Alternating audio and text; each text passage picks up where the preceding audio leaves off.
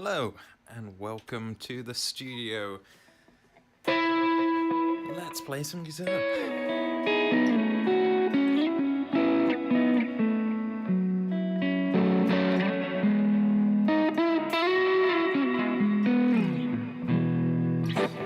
So this is what I try to do every day. Sometimes I can get a bit carried away and noodly, so it takes a bit too long, but I found that if I'm not feeling particularly creative, this is a way that just through discipline, rather than waiting for magical inspiration to strike, you can just commit to doing these exercises, and then suddenly you can get better regardless. So that's why I like it. Obviously, in the moment when magic strikes, you learn more than you could ever think to learn. But for me, I find it very helpful on days like today, even just coming in cold. I've got a jam later on. I haven't really touched the guitar today, so it's just a good way to reintroduce ourselves to the instrument. So we've gotten in tune.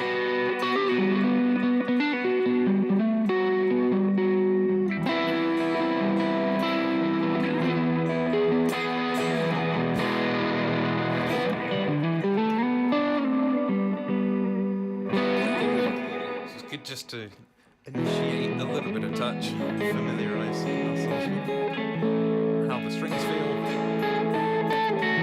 get our hands to stretch out a little bit.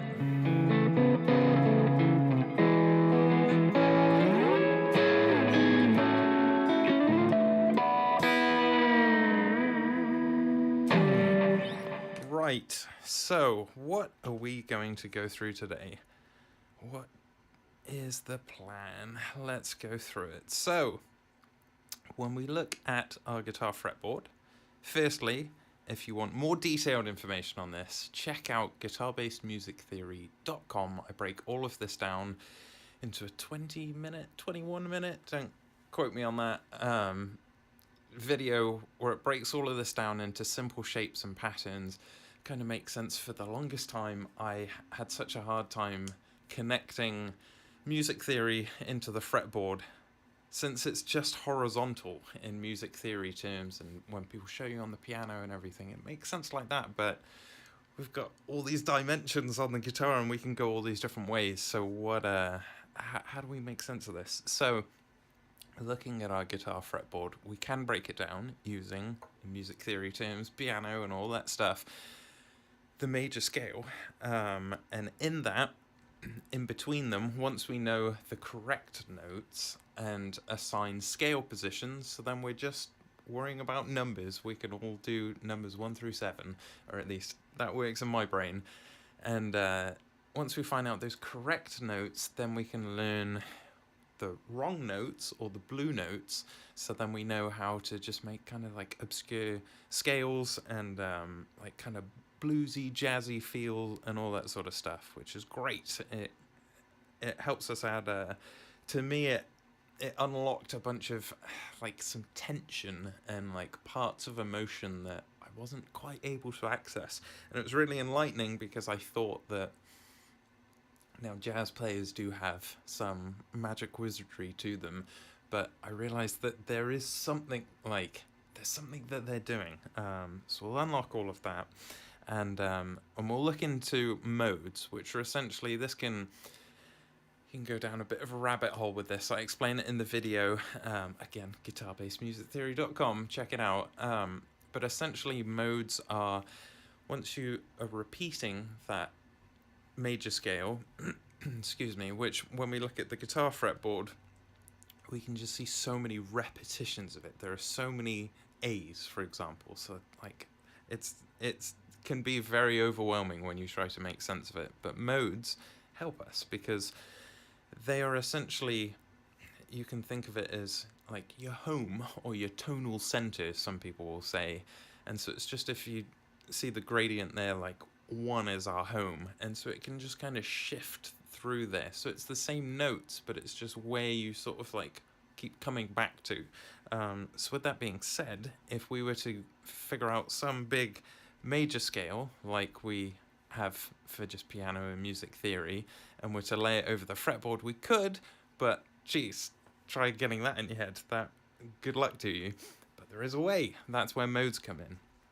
So if we look at this, and we'll break it down into further detail as we do these exercises, but we can identify starting it at the first to find our first mode, our second to find our second mode, third, fourth, fifth, sixth, seventh, and then it just repeats. It's all just a big cycle. So as long as our one lines up with whichever note we want to be in the key of, it will all fit together like a wonderful little puzzle. So we need to know our note names, so then we just know always where our one is, and then just get these shapes in our head, and then from this we can build chords, we can build arpeggios, which are just playing chords individually rather than strumming it together, just play the notes sequentially, and so it really unlocks everything for us. And then for me it really helped because I just find getting these I can do 7 shapes. I can get that in my head and then just remember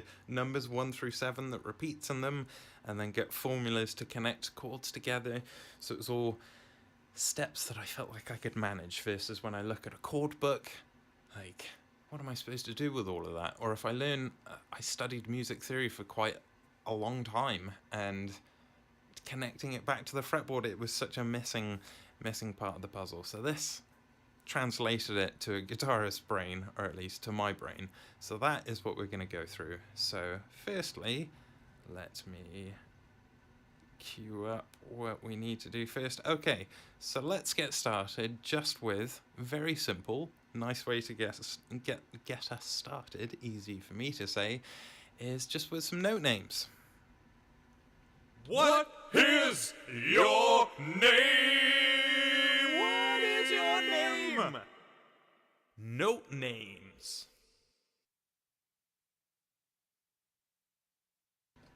Note names. Right. So hopefully we know our open string names. If you don't, let that be the first step, because we need to get in tune. So learn that, get in tune, and then we can go from there. So we'll just look at the first 12 frets because it all just repeats after then. So again, we look at this and it can be a bit overwhelming, and there are a lot of methods out there for learning these note names, and I've tried a bunch of them, and I'm sure there are so many different ways to learn. So just figure out what works for you. For me, I was looking, I bought an app, I bought a book, I bought stickers to stick on one of my other guitars, and all of that taught me to know them within that environment, if that makes sense. Like, I was good at the app, but then I came to the guitar and it was still kind of different. And like, I was good on the guitar that had the stickers on, but it didn't really help when they weren't there. It just, things felt different. So I was thinking of a typing keyboard, and how I never bought an app for that. I just sat down and typed, and at the beginning, I guess I just typed slowly. I don't really remember that. So just go through things slowly, and as quickly as you can just build all of these images that I'm showing of me trying to get what's in my head out so then I can share it. So in doing these exercises, I'm just trying to solidify these images in my brain. I'm like putting another layer of paint over them. So all we're going to do is going to seem really simple. And the trick, believe it or not, is to not even try to memorize them. I found when I was trying, I would introduce all these weird mental blocks that I didn't realize I had. And if I just do them, and you do them every day, so you just play through it. Sure, we can do fancier stuff than this, we know that, but this is such a good way just to warm up. I've played for a very long time, and some days I feel like I've completely forgotten how to play, and just doing something as simple as that is like, oh yeah, I know what I'm doing, and then you'll probably noodle a little bit in between them, that's fine, unless you're pressed on time, and then you press forward. So we've done A, so then we'll go into B, and it's just as simple as this, just slowly, and later on we can introduce doing it to a metronome and kind of double up. But it's really just knowing them, rather than trying to think and recall, just know. And I promise after just a little while of doing this, and you can be talking and watching TV or something, not having your full focus on it, you'll suddenly just start knowing this stuff. It takes a little bit of time, it takes a bit of commitment, but doing things daily and just having that discipline is transformational. Again, at least for me, maybe you can just study this and bash it out in a night, but for me, this was one of those areas that I just neglected for the longest time, of just really knowing the note names and feeling confident, like in a jam and everything.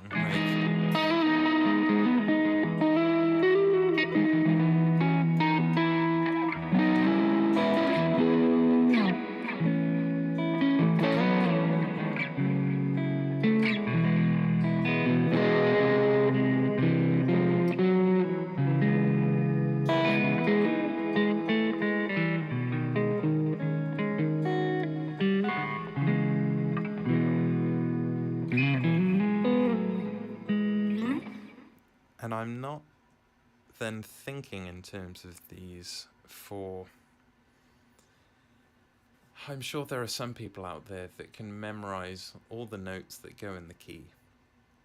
And then in their brain, when they're just noodling around, then they're thinking of the note names and they're like, oh, this note would go great here. But I'm really like... This is how I ground myself to make sure that my patterns and everything line up. And then for communication purposes, and then also then when I'm figuring out what I'm doing on piano, rather than hitting every note and being like, was that it? So it just speeds up that. But it's really not in terms of what I'm using to recall.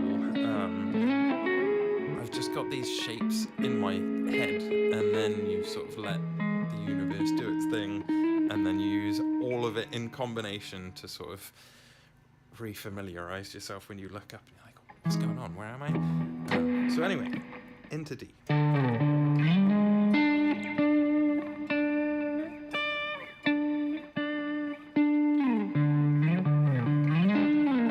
I also find it's very important to allow yourself time to make mistakes. Obviously, if you've got a camera in front of you, it seems slightly strange here, but hey, who's judging me? But you at home, wherever you are, then allow yourself to make mistakes, because being at the very edge of your comfort zone, just beyond, where it's you can see what you're trying to do, but you can't quite do it. But you want to get there, it's close enough that you can see it. That's like the sweet spot. And if you keep yourself in that zone and let yourself fall a few times, you really start learning. It's when we get afraid to venture out of our comfort zones that we then, at least in my case, years can then go by. It's like, I've worked for this long, but I don't think I've really progressed. So, highly encourage just building this, and it's also just a fun little challenge. Like, what else are you going to think about when life gets kind of stressful and weird and your job's tough and whatever else is going on? Then then it's just a good thing to think about, distract you.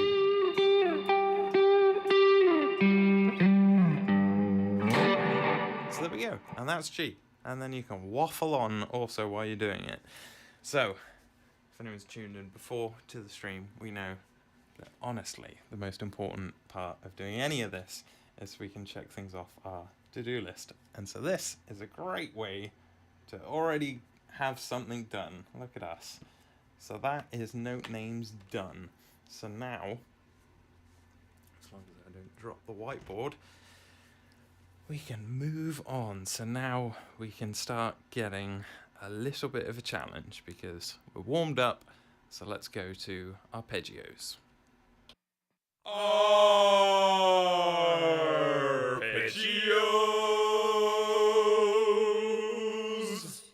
Arpeggios.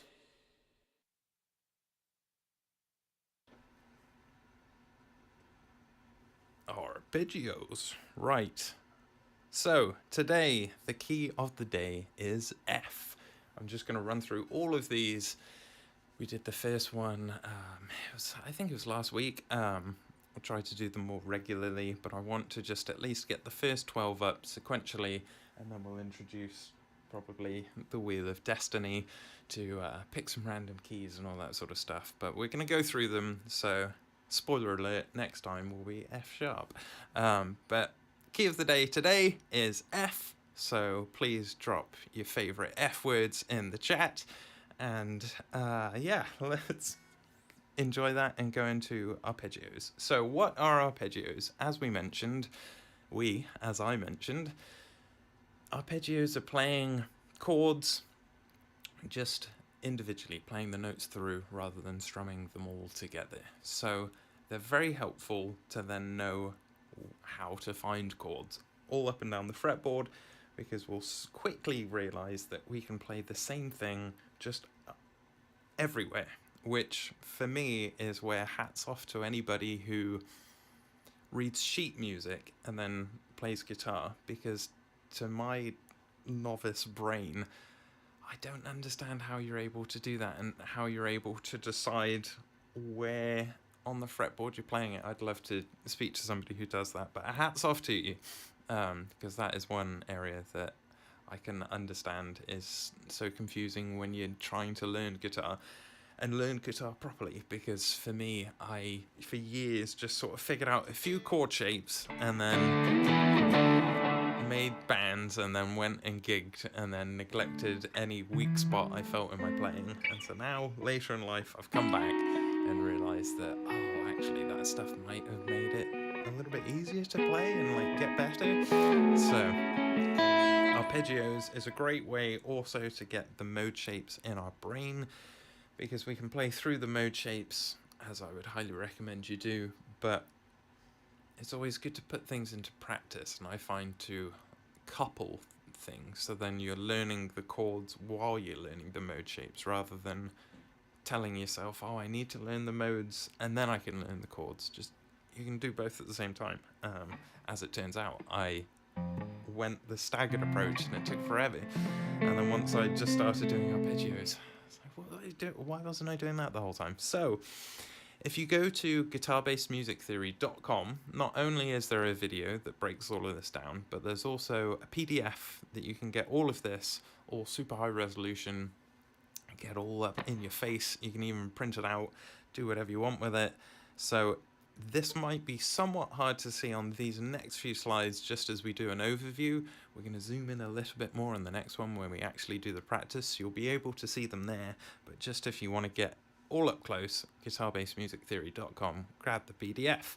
So all of our 7 mode shapes have 7 arpeggios in them. 7 is the magic number, and all of them are found just using a 3-note formula, which makes it really easy. So we have a 1-3-5 for a 1, we have a 2-4-6 for a 2, we have a 3-5-7 for a 3, a 4-6-1 for a 4, 5-7-2 is our 5th chord, or 5th arpeggio, 6-1-3 is the 6th, and then 7-2-4 will be our last one, which is a diminished, so it kind of has this weird kind of ugly sound, which is nice. It adds, like, in context, it can be very well utilized. So we have them all, and we'll go through just playing up and down in the key of F, since that is the key of the day.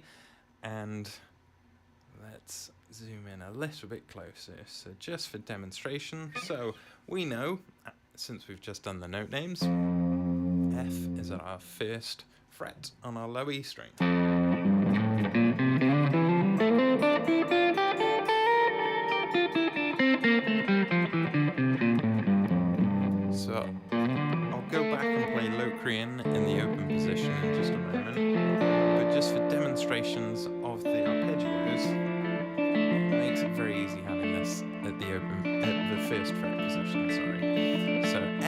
Ionian. So if we were to find our first, it'll be 1 3 5 1 3 5 1 3, and then we'll come back down 3 1 5 3 1 5 3 1 2 4 6 2 4 6 2 4 4 2 6 4 2 6 4 2, excuse me, 3 5 7 3 5 7 3 3 7 5 3 7 5 3 1 4 6 1 4 6 1 4 4 1 6 4 1 6 4 1.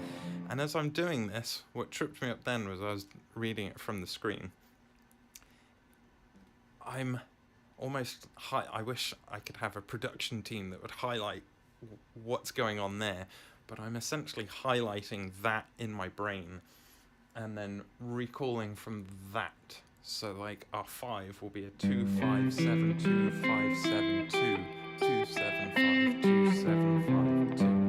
And so it's a fun little thing also that you can do away from the guitar. When you just think of it in terms of a grid and spacing, then I don't know, if you're ever sat rather than scrolling on your phone or something, you can just start, because it all happens here. Everybody can move their fingers really quickly. The issue is you don't know where you're moving your fingers, and you try to just and hope that it happens. But if you can think quickly, then you know where to put your fingers, because I promise your fingers are fine. At least, I don't know, most people. I shouldn't generalize too much. I find it's just breaking down any areas that you can't access that information quickly. It just speeds everything up. So your 6 will be a 1 3 6 1 3 6 1 3 3 1 6 3 1 6 3 1, and then this weird diminished will be a 2 4 7 2 4 7 2 4 4 2 7 4 2 7 4 2. So let's move backwards slightly. Clear my throat.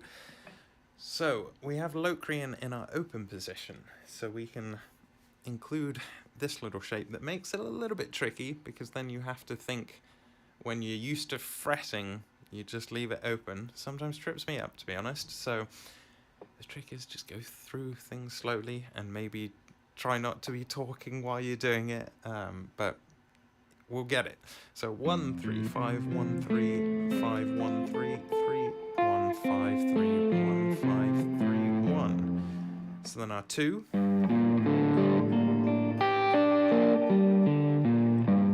3.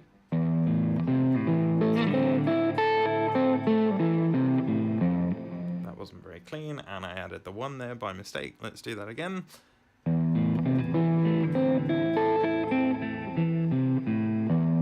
And then a 4. I don't know if me calling out what I'm doing is helpful or annoying, but I feel like it's probably a mixture of both. 7 2 5 7 2 5 7 2 2 5 7 2 7 5 2 7 1 3 6 1 3 6 1 3 3 1 6 3 1 6 3 1. Oh.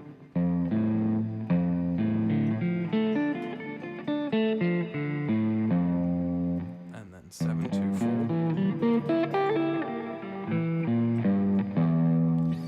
So that is in our open position. So we've done Locrian, so it will feed into this. So for example, that first 1 3 5 1 3 5 1 3 is then the same if we play it in Ionian here. Pardon my sloppy playing there. And then if we go up to the second, into the third, into the fourth, into the fifth, into the sixth, you get the point. So then you can do all of this everywhere. So it's just figuring out, like, just unlocking all your options, essentially. So we've done Ionian there, all the way into Dorian, all the way into a diminished chord. So let's move into Dorian, our second mode shape. Sorry for the confusion there. So let's do our 1, 2,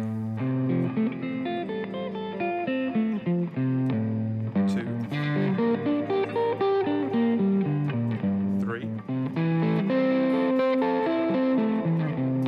4. Oh, that was sloppy. Let's do that again. 4, 6, 1. Oh, why am I doing that? A little bit sloppy there. 2, 5, 7. 3, 6, 1.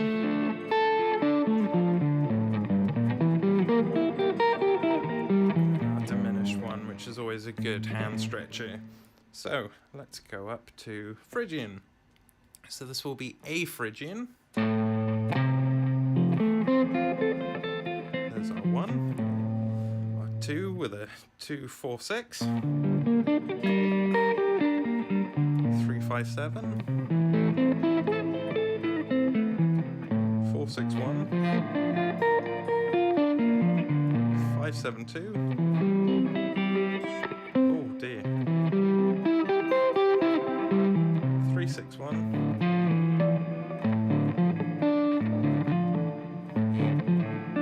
Oh no. And then diminished. And then that will send us into our Lydian shape, which is an A sharp. Since we know A and B, I know in note names we didn't go through any of the sharps or flats, any of the accidentals, because if we know where the naturals are, our whole letters if you will, then we know what's in between. So A sharp Lydian, then we can find our 1 with our 5, 1, 3, 5, 1, 3, 5, 5, 3, 1, 5, 3, 1, 5. Let's do that with a question mark, shall we? There we go. 1, 2, 3, 4, 5, 6, 7.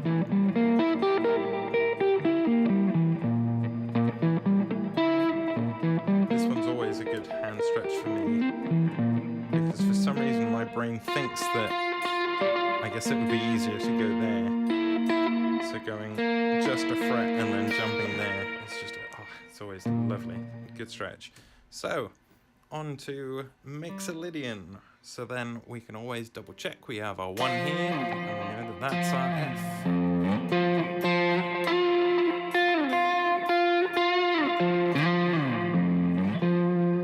So that's why we just want to get those in our head, just in case we just freak out and forget where we are. And then we always know, if we know our 1 is there, then we know a 7 is just right behind it. And we have a space and then a 2. And so little patterns like that, and then suddenly you make it foolproof for yourself. That's my whole aim.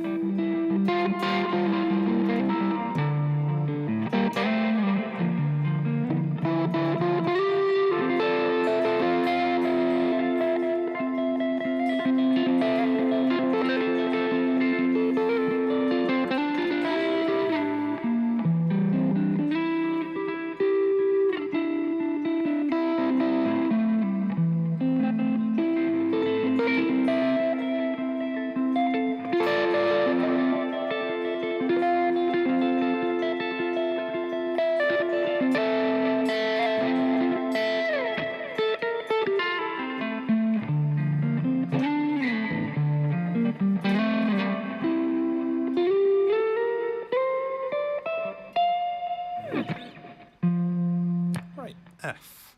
So, Mixolydian, where are we? Are we at C Mixolydian? Yes, we are. There's our 1. And a 2. 3.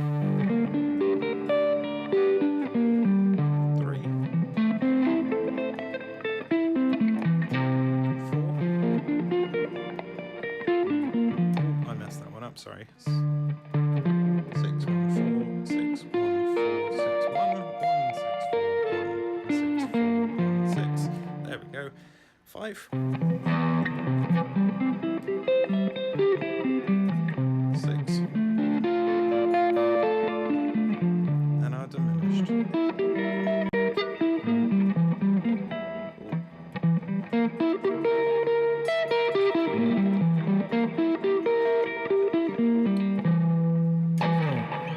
Into Aeolian we go.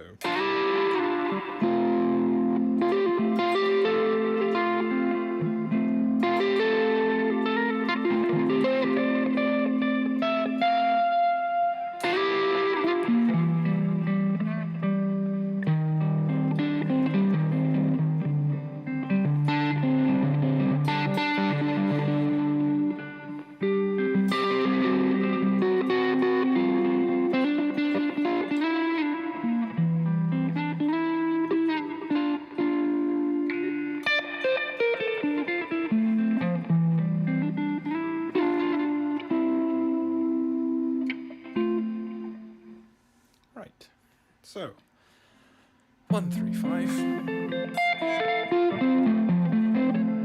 keep wanting to add in that open E string, which is the 7 in F, so it's making it very ugly. Apologies, everybody. I've been playing a lot in E major because it's just so nice with all the open strings, in particular being the E string. So I think I picked up a little bit of a bad habit there. So let's break that. So let's go for our 2, 6, 2, 4. 3. 4. 5.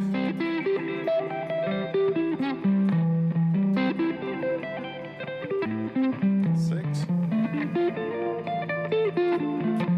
7.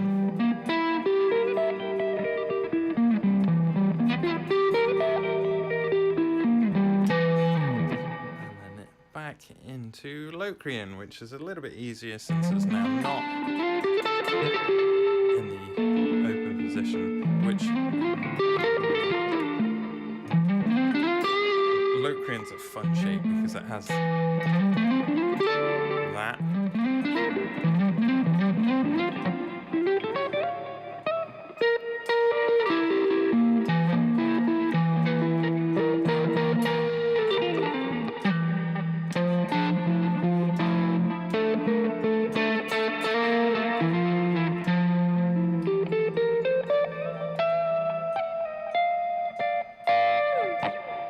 Right.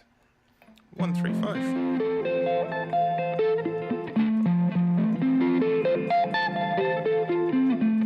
2, 4, 6. 3. 4. Oh, that 3 was not clean. Let's make myself get away with that. Here we go. 4. 5. Got lost there. 6.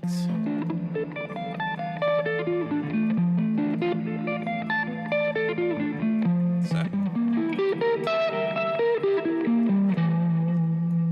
Then into Ionian we go. Up in F on our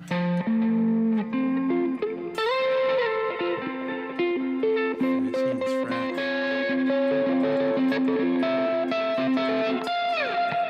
1, 3, 5. 2, 4, 6. 3, 5, 7. 1, 4, 6. 5, 2, 7. 1, 3, 6. Oh. 2, 4, 7. Which sends us into Dorian, which I think is probably the last one we can fit on this fretboard. 3, 5, 1.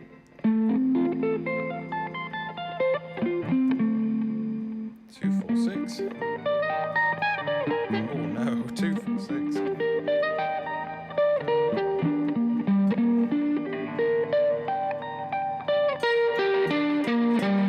3, 5, 7.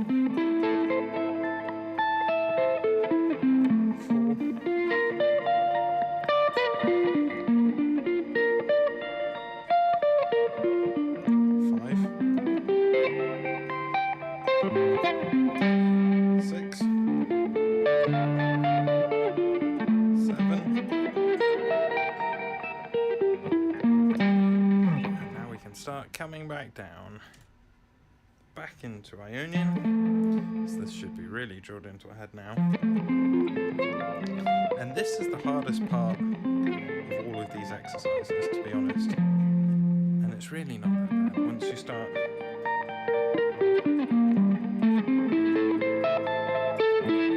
Just drilling them into your head. And again, 1, 4, 6. I know a lot of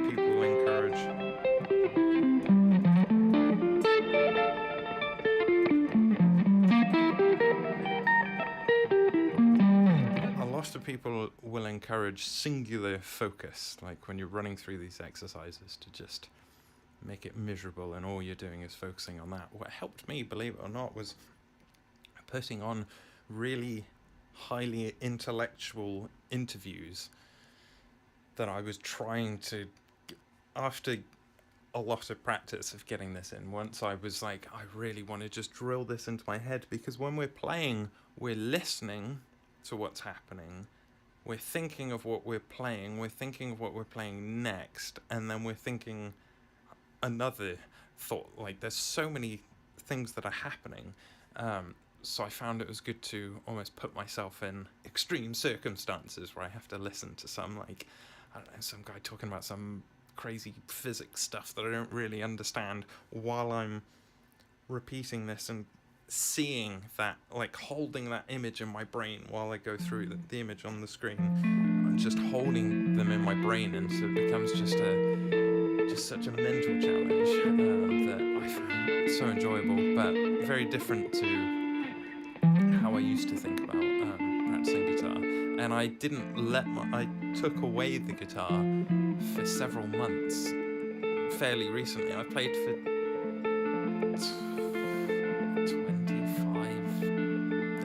25 years, I don't even know.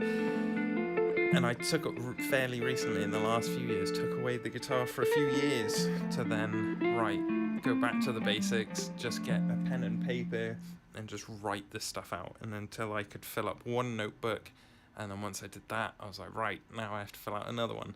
And so I did it again, and then I started doing it to those interviews and everything. So then I really just wanted it in my head, and I still, geez, it's amazing how quickly it will come back. But then if you sort of, like, I don't know, fall off, it's just like exercise. Once you're in it, it's so easy. But then, geez, when you fall off, it can take a little bit. So just stay on, even if we don't do all of these exercises per day, just looking at this that you build in your head each day. That's enough. Just keep the cobwebs off it, keep the dust off of it.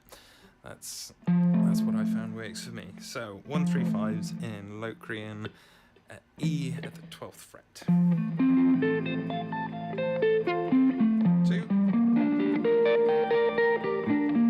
3,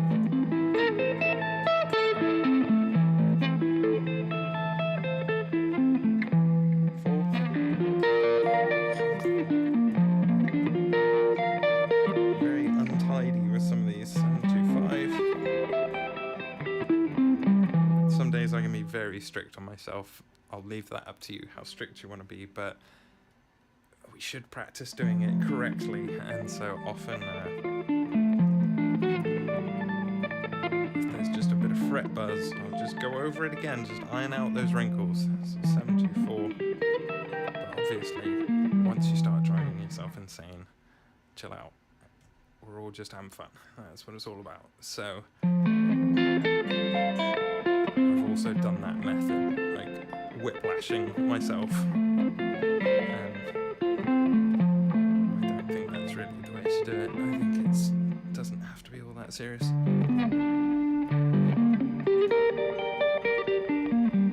Good movie though.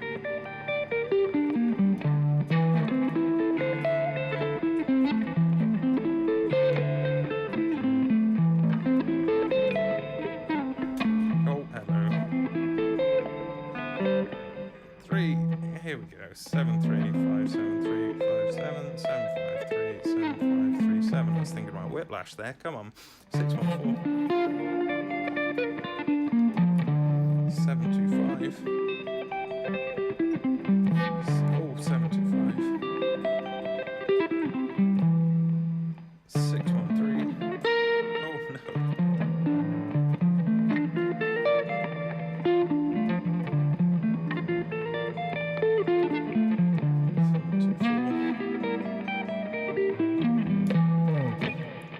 Right, back into Mixolydian we go. With our 1, our 2, 3, 4, 5, 6, 7, and then back into A sharp Lydian. 4, 6, 2, 3, 4, 6, 1, 5, 7, 2, 6, 1, 3. Oh, see, I did that. I knew I was going to do it.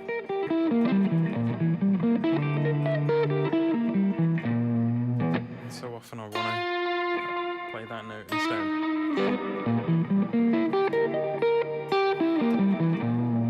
Right, into Phrygian we go.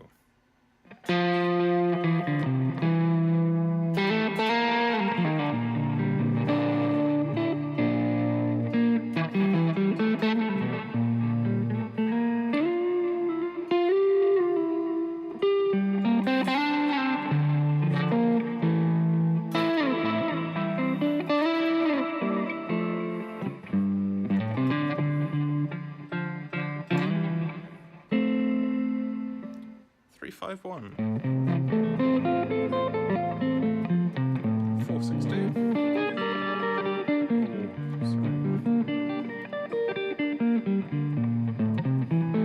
3, 4, 5,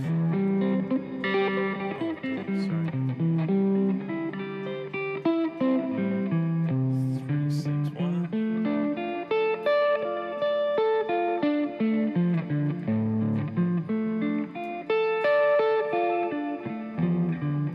4, 7, 2.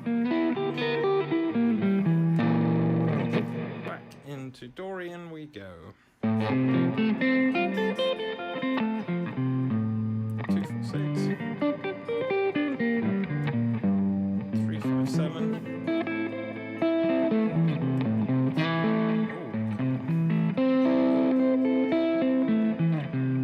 Oh, 4, 6, 1.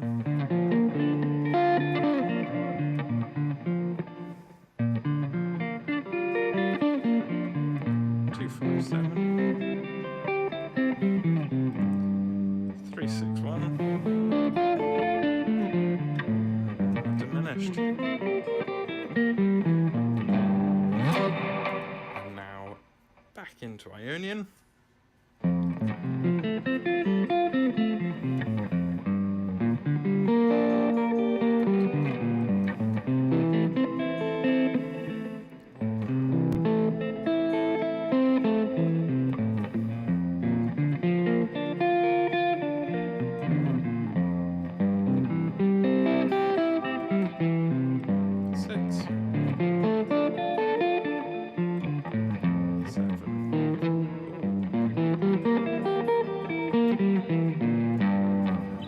Send it at Locrian in our open position. That was something else. Nope.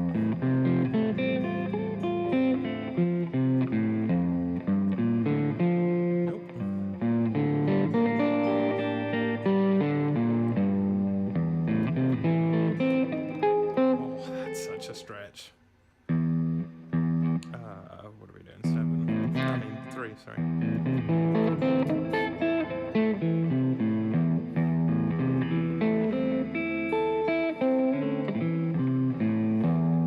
4,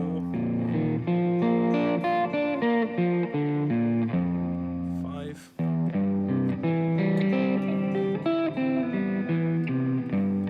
6,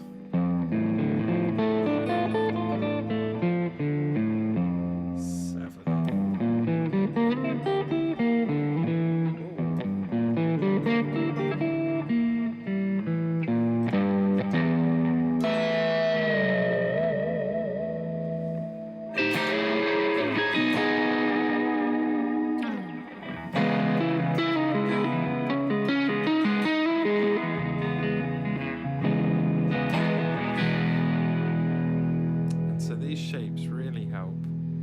with arpeggios. We'll have to check that off the checklist in a moment. All of these arpeggios really help me with tapping.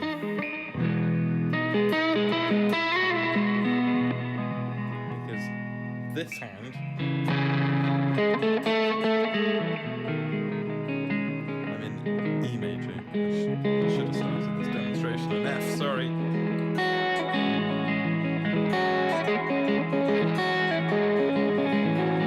We have our Ionian shape here. It's my left hand, I'm just thinking about my right hand.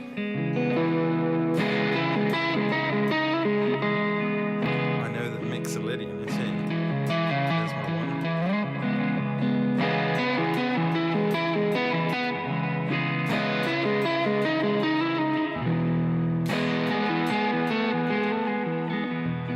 And now suddenly my brain's in Lydian shape. Back into Mixolydian.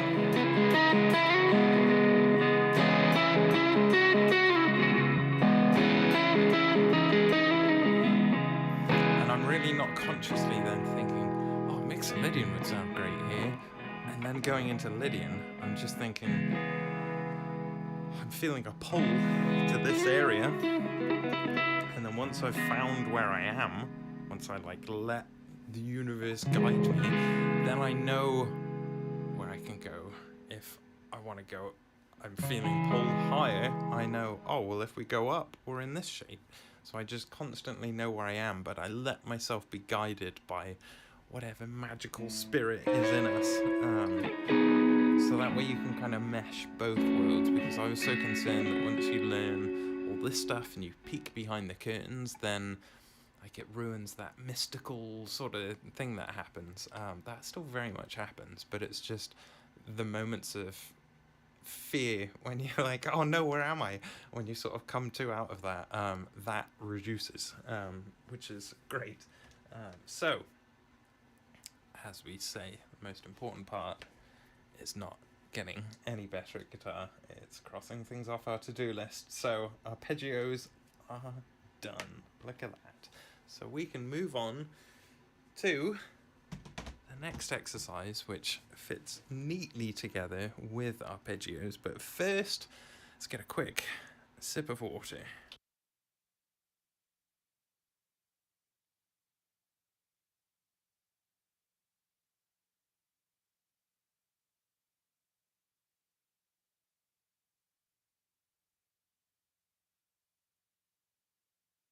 Right, here we go.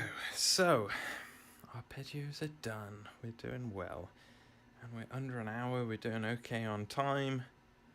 Everything is okay. Right, so let us move on to some blue notes. Blue notes. I'm talking about blue notes. We're talking about blue notes. You're talking about blue notes.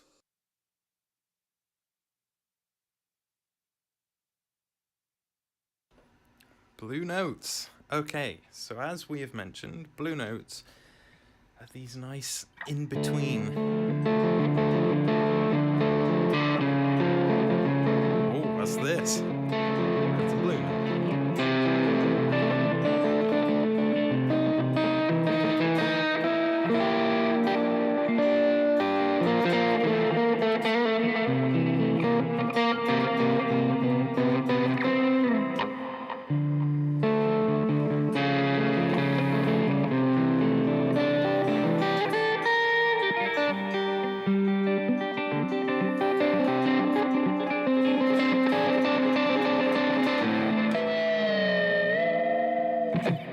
So there how you can add all that weird flavour. And then if you learn it this way with numbers, I found it was much easier than learning a bunch of separate scales and then having these different fragments rattling around in your brain. If you know the framework and then know how you can then just adjust things, like adding in a flat, whichever, we'll go through them all, adding in, for example, a flat 2, a flat 3, a flat 5, a flat 6, a flat 7, then we can get all sorts of different things. So flat 7, a flat 5, flat 3s, quite bluesy and jazzy, and all of them are just tension points, really, and they're great transition points. If you know what note you're going to, once you have all this in your brain, and then you can sort of allow yourself to breathe while you're in these moments and these seconds where you're making decisions. If you know where you're going, then often you're like, oh, I can just land on the blue note in between then. I've got a little bit of extra time. So, and then obviously there's more to them than that. But they're really fun, and you can surprise yourself as you run through our mode shapes. At least I certainly surprise myself. Once you start incorporating these, and as I mentioned earlier, then suddenly you realize, oh wow, these people like jazz musicians who are just the most incredible musicians on the planet. You can see what ingredients they're cooking with, which is really nice. Still don't fully understand their brains, but you at least know what's in their recipe, which is nice. So let's go through. I did them all starting from flat 2, flat 3, so we're going to go through them backwards for a little bit, just for my sake, so just follow along with me. So we're going to find a flat 7 first, and then we'll play them, find them in the mode shape, play up and down, and then we'll switch to then the flat 6, go up and down. So then again, this really drills in your mode shapes, and even if you don't want to use the blue notes, which some of them you'll hear and you'll be like, wow, well, I never want to use that. What's really good is knowing where you don't want to go helps you know where you do want to go. So then if you know that a blue note's there, it helps. For example, if a flat 7, then you know the 7 is right next to it. It also helps when you accidentally land on a note, and then you just have to pretend like you're playing a blue note and pretend like you're doing something jazzy, and playing with these and getting comfortable going into those areas, because you accidentally hit one of those in a jam, and it's like, oh man, who made it stink in here? Like, what happened? But if you go with it and you own it, and you're like, no, this is tension, I'm not afraid of this, I meant to do this, we're going to go further into this, and then we're going to have the resolve, then you're fine. But it's when you accidentally make it stink and then pretend you didn't, and then go back, and then it makes it really obvious, like, what was that note?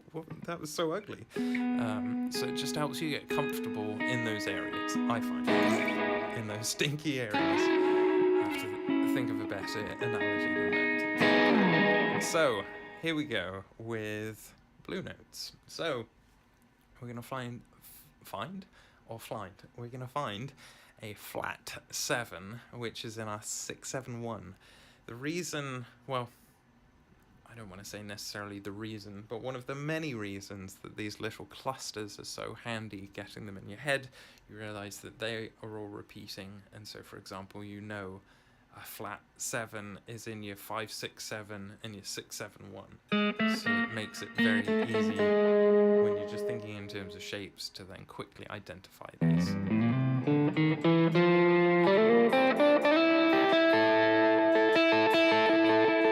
So if I was holding this, oh, hello. just kidding. If I was holding this,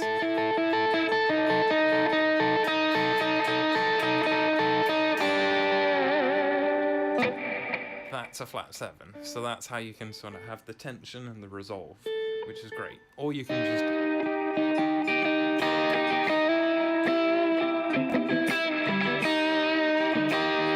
kind of weird feelings. Obviously, that's very, in its most simple form, just as a 2-note chord, but we'll play around with it and see how it sounds up and down the fretboard. But that is our flat 7, so we can understand how it's used, and then once we go through them, you'll realize, oh, I've heard these used out in the wild.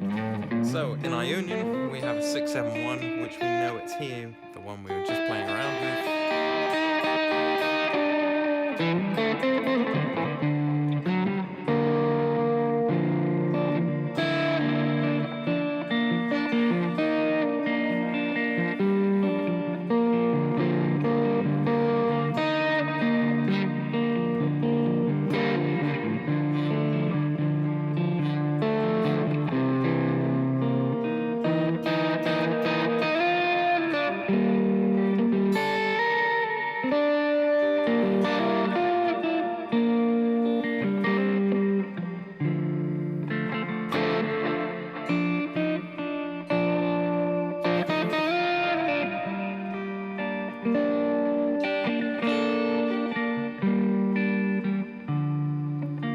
notes. They don't always have to be like so gimmicky like that. It's a good way to like get it drilled in your head, but obviously as we hear, we can just sort of like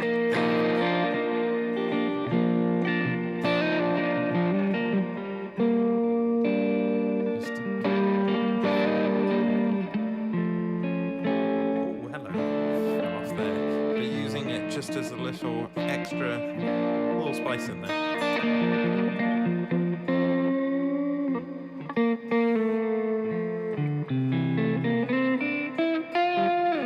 Right, into Dorian we go. So here we have it up here.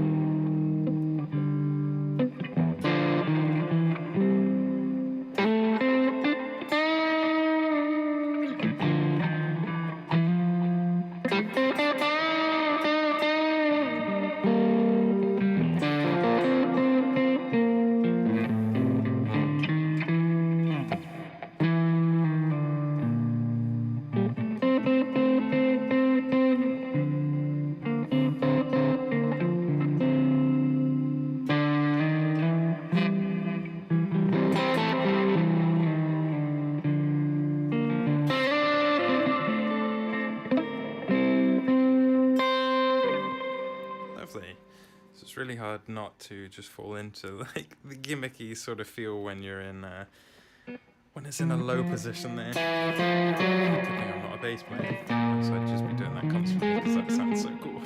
Right, so we are in, where are we? We're in Phrygian at 8. Remember from arpeggios, right? So that will mean that we have it low here as well, but that also means we can do an octave, which that's dangerous.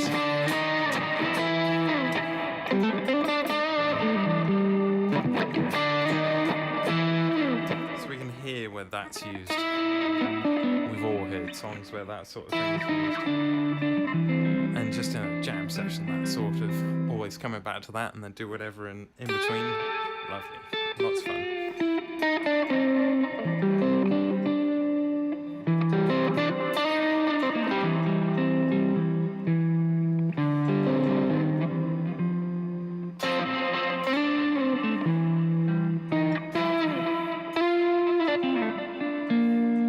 So that's coming to Lydian.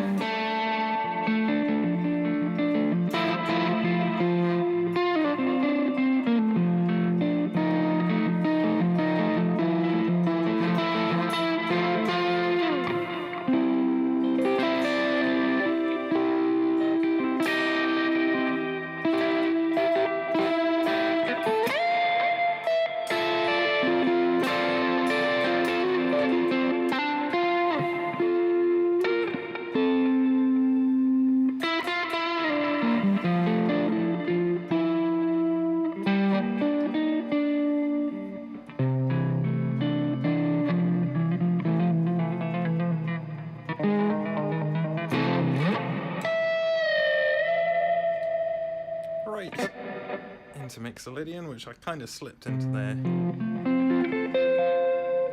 for all this sort of stuff.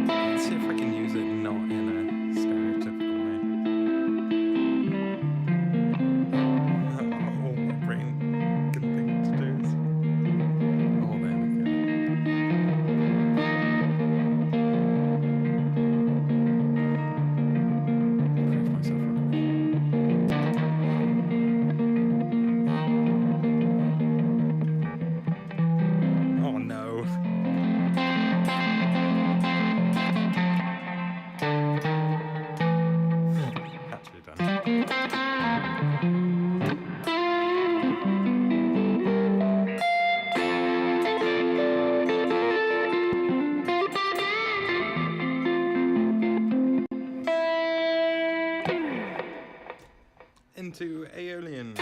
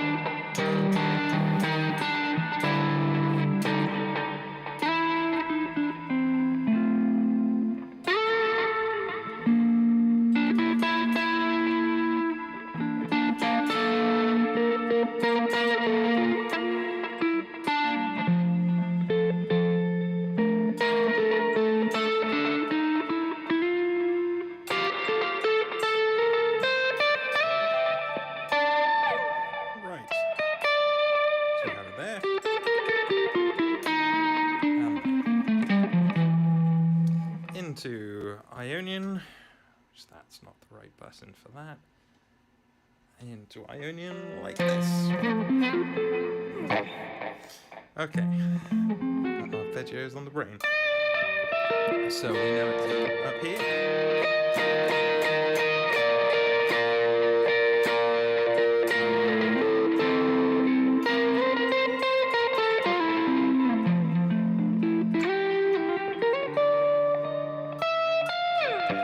Since it leads up to that one, it is a good way, almost like taking the long way home, if you will, which is a nice way to use it.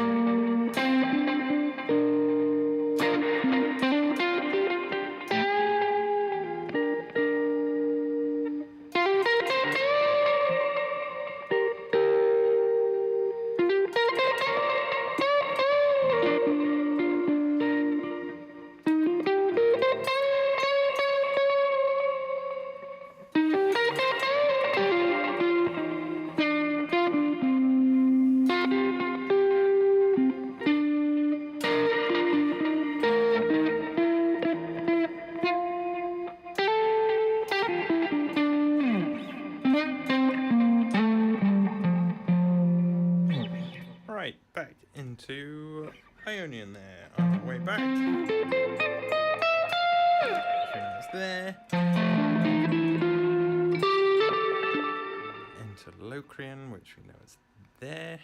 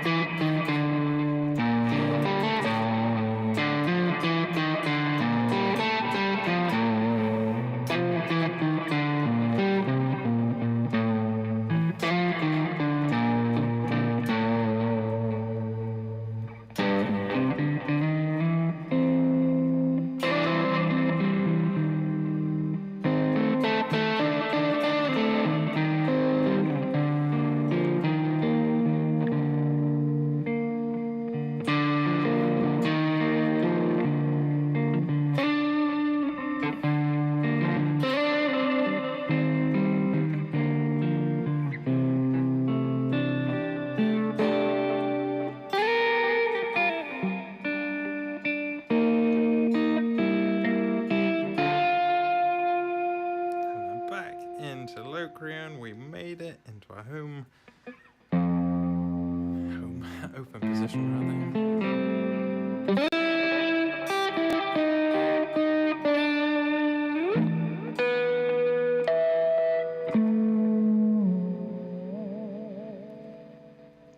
Excellent. So that is a flat 7. So sounds quite familiar, I imagine. One that's not as familiar, but it's a very cool sound, is a flat 6.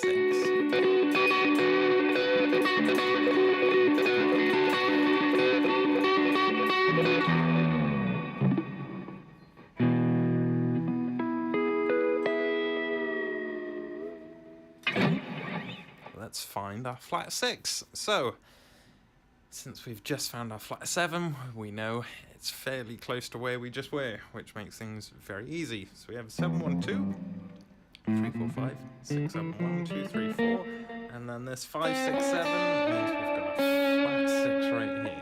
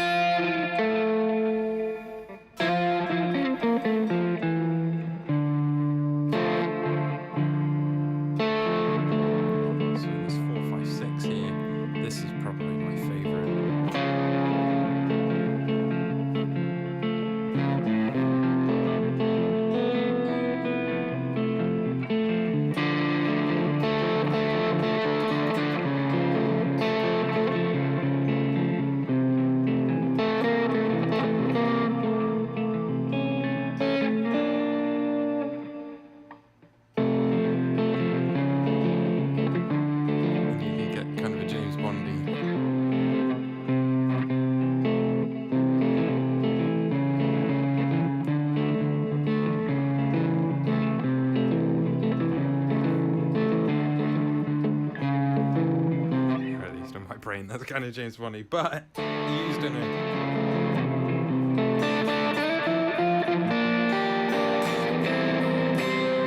used in that context is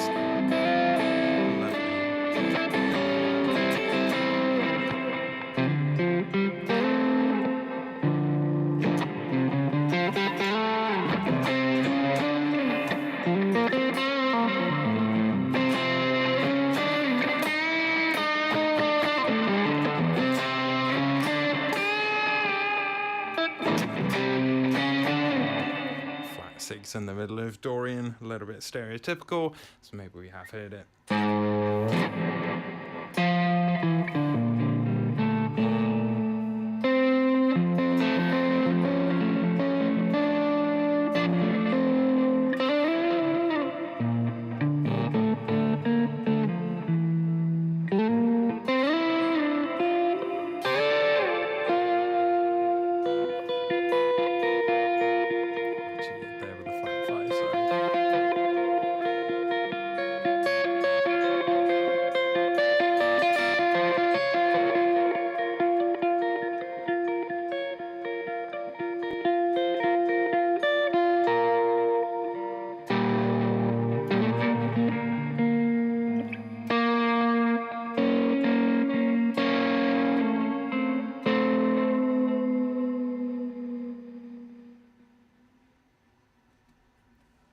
Into Locrian we go.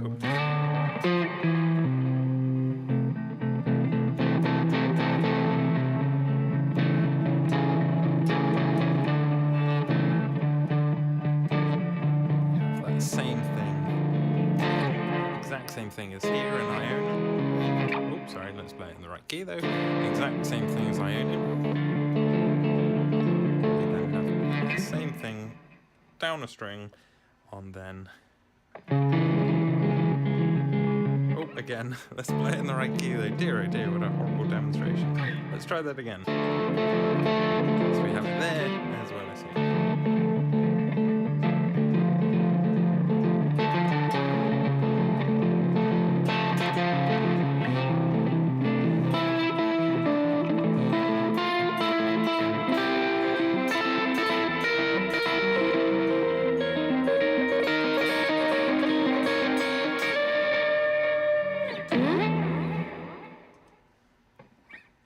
into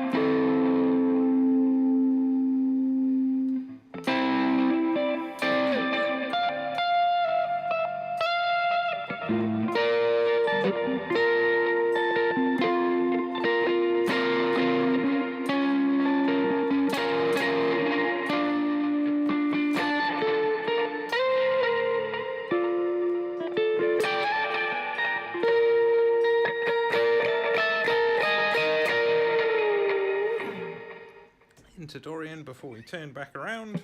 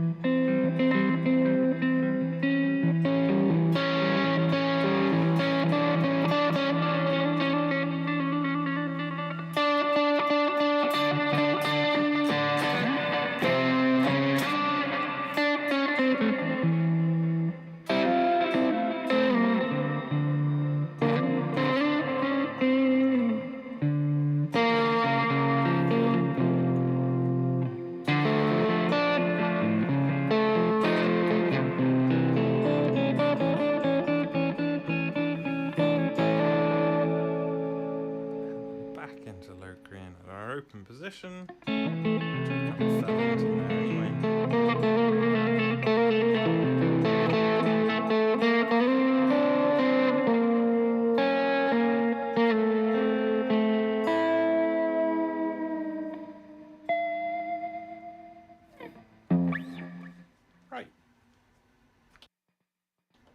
quick sip of water, and then we'll move on to a flat 5.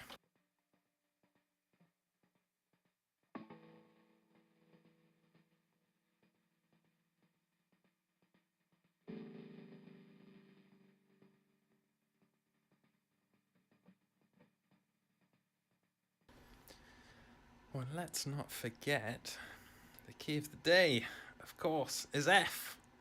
So keep letting those F words fly. And if you want any more information on any of this, please go to guitarbasedmusictheory.com, check out the video that breaks it all down, and get the PDF so you can get your face all up close to it. Right, let's go into flat 5, shall we?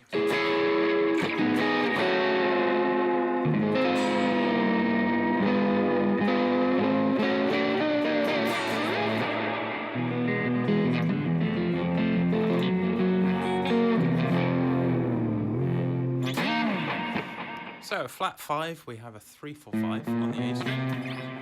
So we have a flat 5, which we know is our B.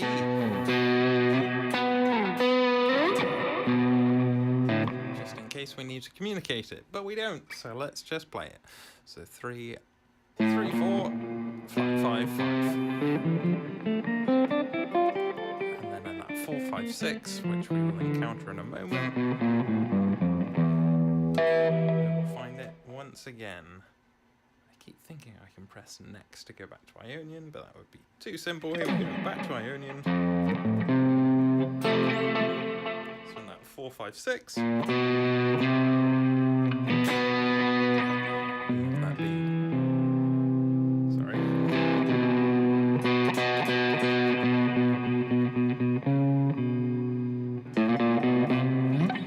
Yes, we have that B.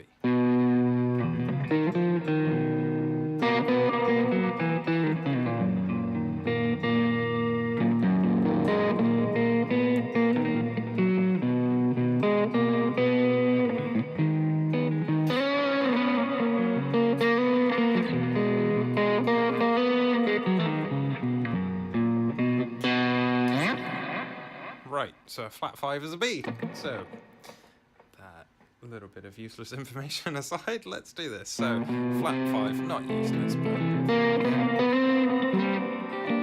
it's just a good way to challenge yourself to see if those note names are sticking in or not.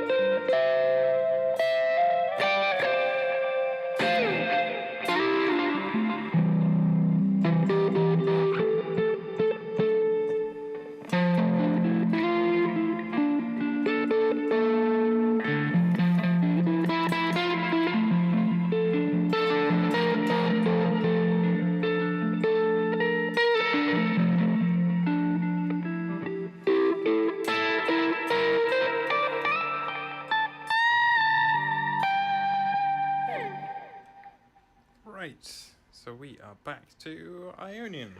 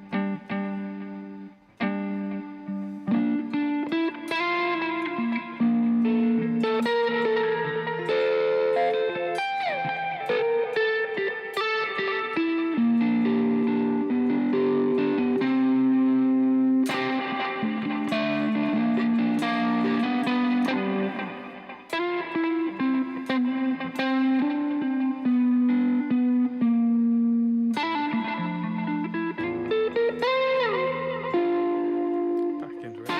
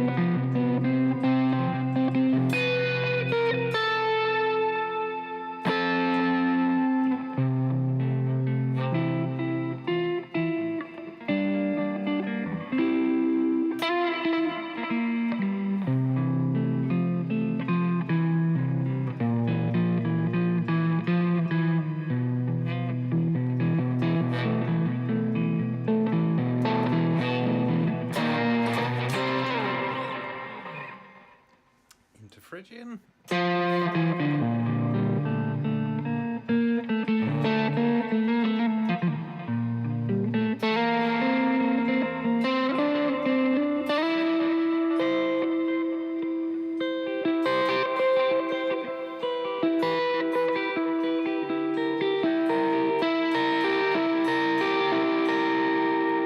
Down into Dorian.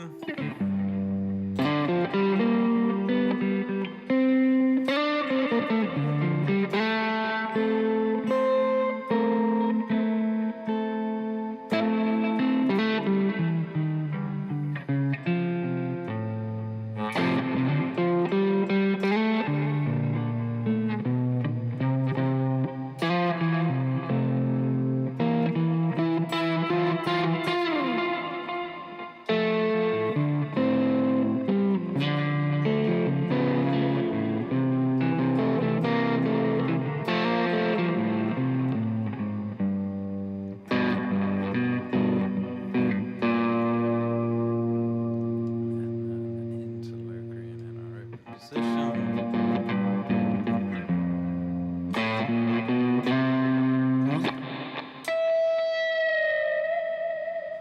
Two more blue notes to go, and then we are all done. So let's find our flat 3,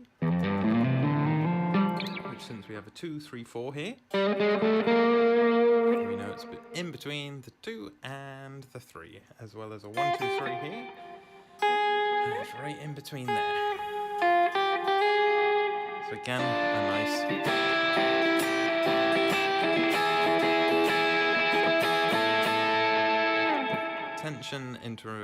tension into a resolve, which is very nice. And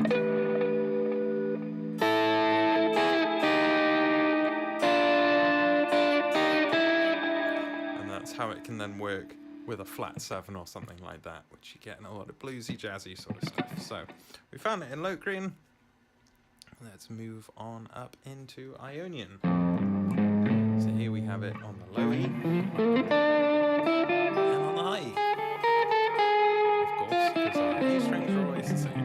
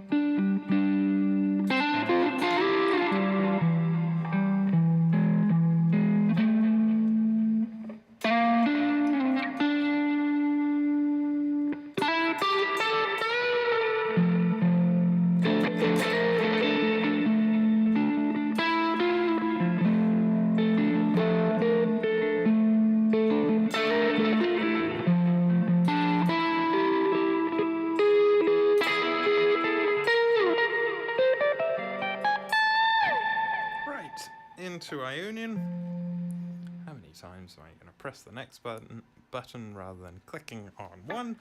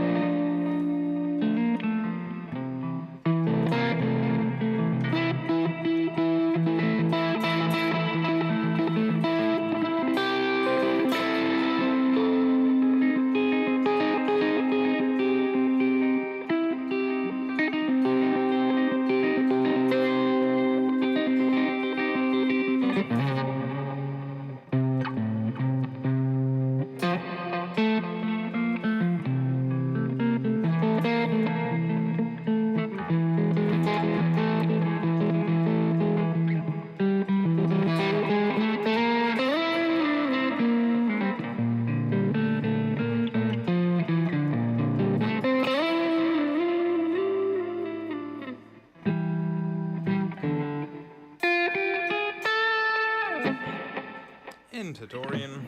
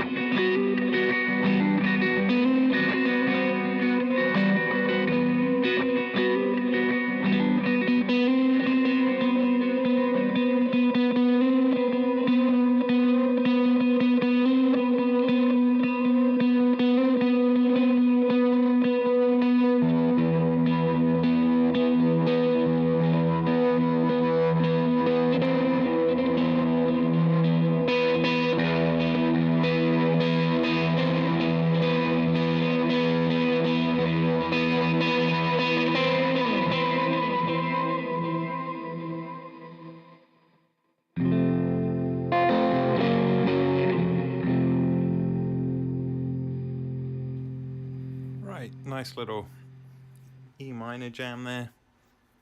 Got some hair stuck in my mouth, sorry everybody. Lovely stuff. Hoover that up later, excellent. Right, one more little blue note to go, and then we will take a short break, and then we'll do some ear training, key cycling, and then we're done. Right, so let us find a flat 2, which we have right in front of us in our open position rather.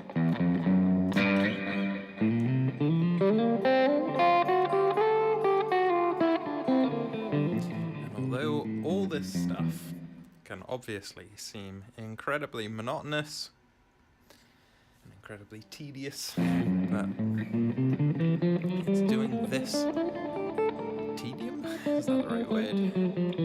Tediousness, whatever the right word is. It's doing that stuff now. So then when you're just noodling, then it just all comes out naturally. So there's a flat 2 right there. Go through these quite quickly because I imagine by now we have these in our head. Oh, missed this one. In our head. Ready to test our ears and then mix around in other keys.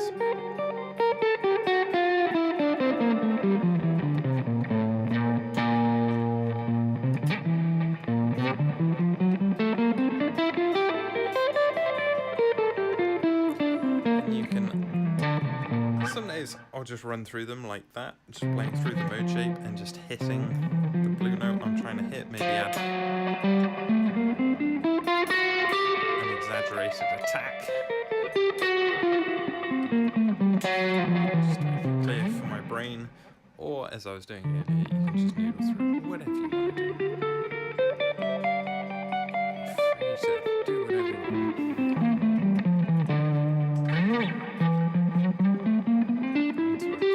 Low green. Probably have this well in our minds now. Back into Ionian.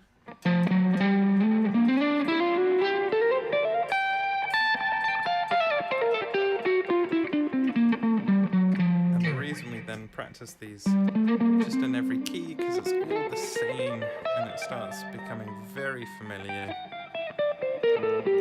Once you work at it at the modal level, because it really is just knowing your way around 7 shapes, and then you're fine, and then we just stick them all together.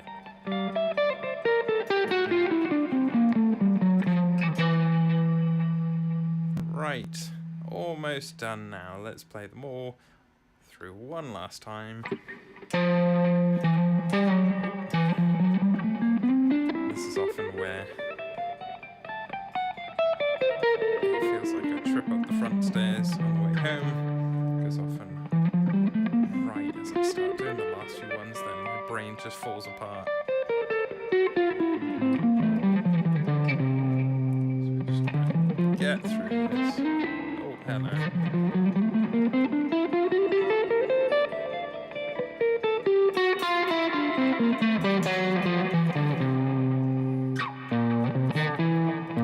So then when we play these through, different key each day, then you're just slowly shifting the whole puzzle piece over, so it's really good. It feels same but different. It feels very similar, but then it's just a little bit different, and what happens is then you pull these shapes off of the fretboard, and so you don't associate them with frets themselves.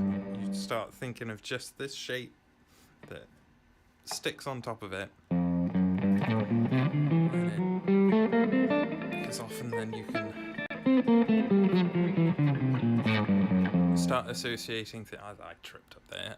Start associating it just with the frets, and that's just a dangerous game. By which I mean, then you can get stuck in your little habits, like playing in E minor, which that little noodle I did is. Let me just finish this out. E minor is kind of the safe key once you start figuring out just by ear. Me and my buddies were just jamming before I really studied this sort of stuff. It turns out everything that we were doing was in E minor, because I guess guitar and bass, it's got that low E on it, so it just...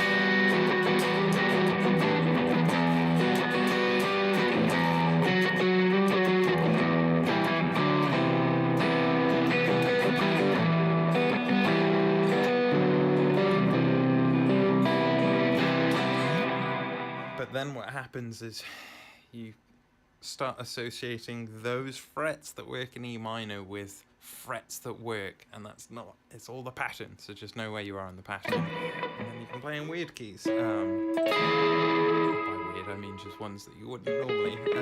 So, blue notes are done. Let's check it off our to-do list. And we're going to take a short break, and then we're going to address another one of my weak areas, which is ear training. We'll dig into that in a little bit after the short intermission, and we will see you, if I can find where the intermission even is. Here we are. Lovely stuff. Okay, we will see you in a bit.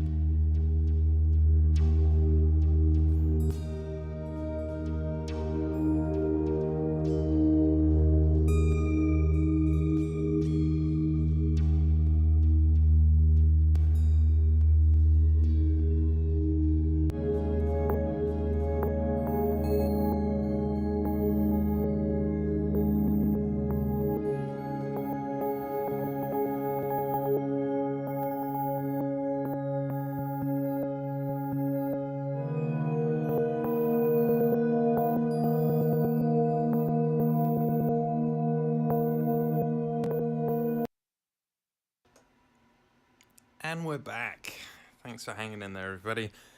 Had to pull the hair up, getting a bit hot in here. Okay, so we have 2 more exercises to do for today.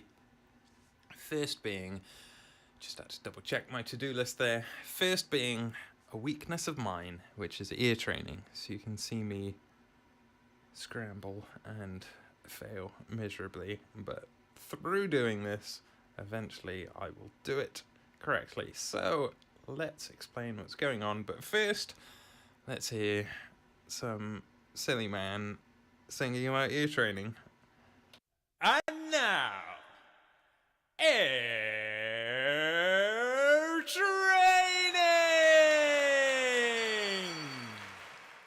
Ear training.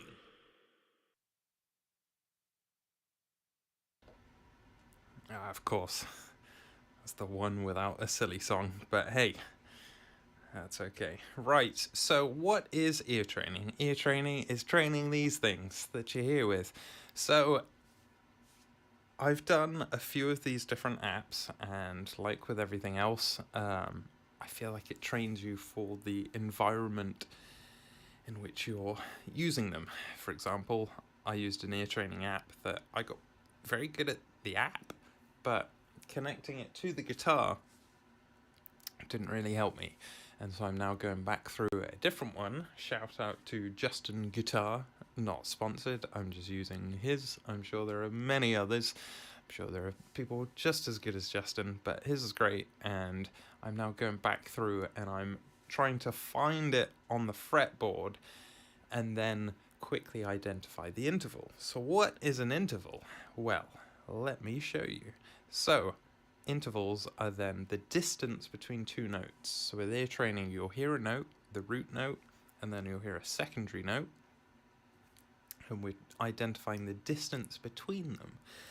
And they have different names. For example, when it's just 1 semitone, we call that a minor second. You don't have to worry about getting this all in your head now, but just familiarize yourself over time and it will all just slowly sink in. 2 semitones is a major second.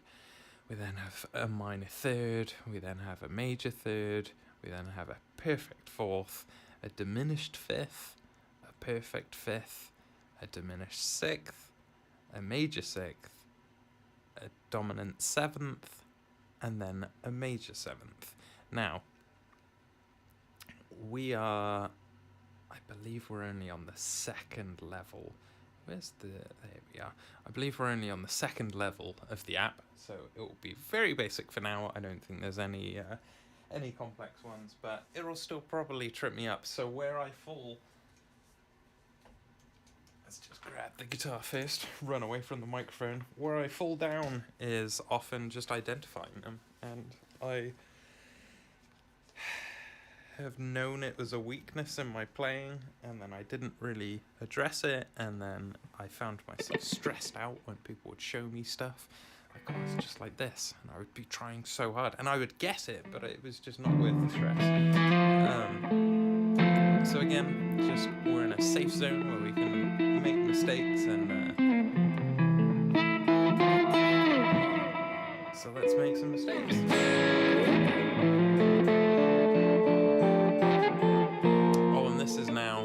Should have made an announcement to get your final F words in the chat, because we're no longer, although F is still the key of the day, we're no longer stuck to just F.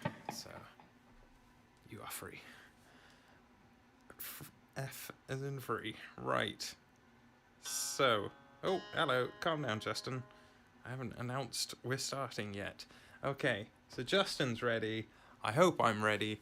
Let's try this out. So I should turn off at least my tape delay. I should probably turn off my reverb too, just to make it sound even more atrocious when I mess things up.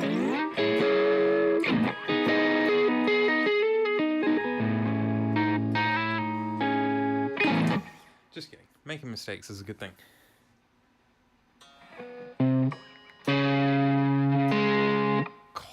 Was so lucky. So that's a 5th, I believe. I'm going for a 5th. Yes, 1 for 1.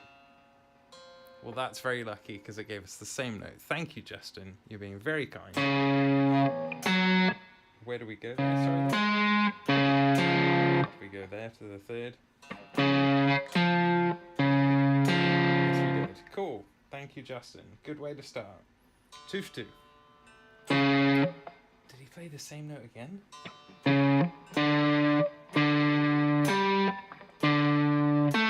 It's moving up a semitone. I think it's still a 5th. It is 3 for 3. Oh, we're staying around the same spot, which is interesting.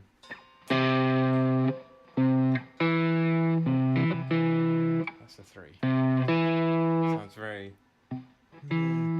Whereas the 5 is very proud.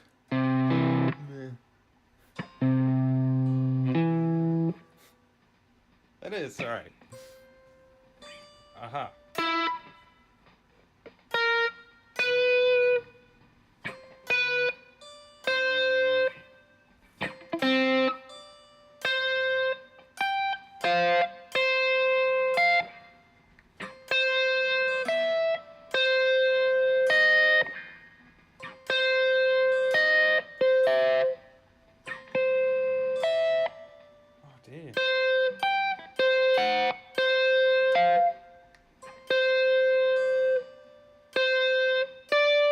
It's just a second. It's just... It is. I think it's that. And that's... It sounds like a 5th. Nope. It's a 4th. 4th, alright. Oh, sorry Justin, I played over you, pal.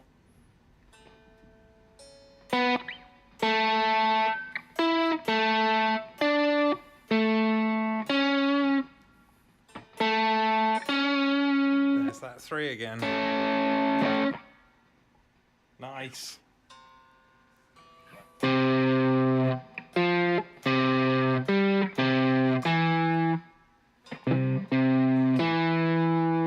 flat 3, that's what a C to an E. Nice.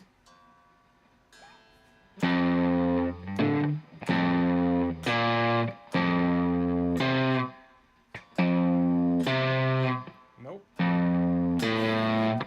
Oh, just a 3rd to the F to an open E. 3rd, 9 for 9. Huge. Sorry, Justin. Is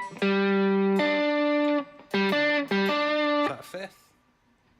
Going for it. 10 for 10. We nailed it. Look at that. Amazing. Well, that's going to get... Oh, calm down, Justin. 1 a day. That's going to get significantly harder as we go on. That's at least given me a bit of confidence that I'm not as tone deaf as I sometimes think. So, ear training done. 10 from 10. Amazing.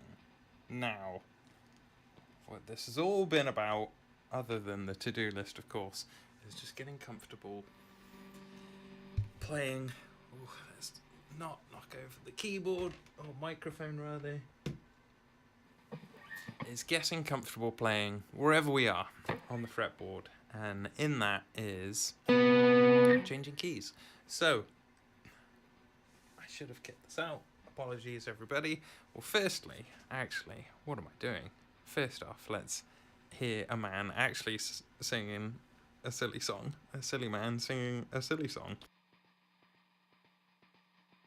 Keep cycling, keep cycling, keep cycling. Key cycling. Key cycling. Right, so exactly as it sounds, we're gonna cycle through different keys, and for this, I found I had to get, I don't even know if I can find the name of it. I suppose it's not important, but it's an interval training app. Yeah, I can't find the name of it. Sorry, whoever this is, the workout version of Justin. But you can set it up so you can set your breaks in between your workouts and then how long your workout is. So I set it up for 12 for each keys, 2 minutes, and then 15 seconds where we will panic and collect our thoughts and then quickly figure out which key to go to next is usually how that goes. And then try not to drop the whiteboard pen, which I should get that out now. I need a stand or something for that because this is going to prove quite a challenge. Doing a little curtsy down here to check, but we will persevere. It is okay. So I think that's all we need. Now, this this is obviously, well, not obviously, but maybe reverb coming back on. This is what music's all about. Playing every key, being comfortable everywhere. So this, more than anywhere else, is where we encourage mistakes, and this is where experiment and just try things out. And the whole idea, we're not even trying to make anything musical here, which is often quite a challenge. Like, there's no pressure to make anything great from this, but all it is, and you're the only person that's going to know this, is shifting that puzzle. Make sure in that 2 minutes that you can see it laid out. That's all it is. So you can just noodle around, whatever. Just take 2 minutes in. And there's no pressure, but you're going to feel a bit of pressure because you're like, oh God, I've got 2 minutes. It's fine. And that little bit of pressure is good because it forces your brain to prove to you that you know a little bit more than you think you can. You just haven't been pressured to then get it out of your head. So the first few times you do this,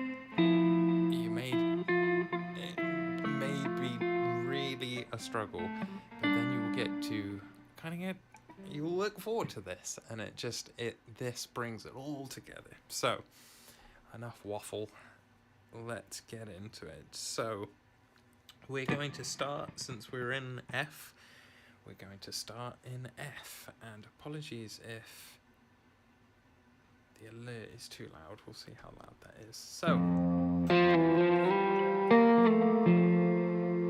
we're doing is just walking around the garden.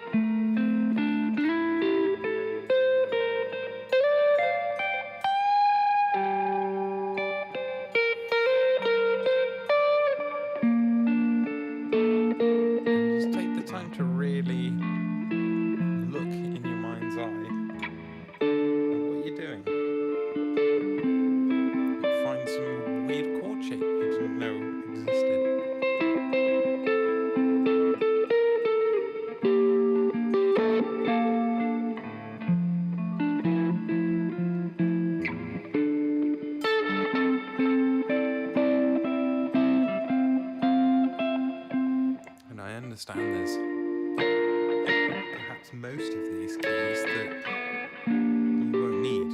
Like maybe you're a singer and your voice sounds just better in a certain selection of keys, but again, knowing how to just play these shapes in other positions just solidifies it once it then gets back in that position that you recognize.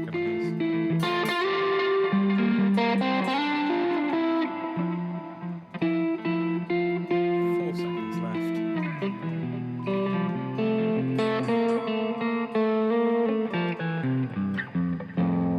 So there's F. So now let's move on to A. It's a bit loud, sorry.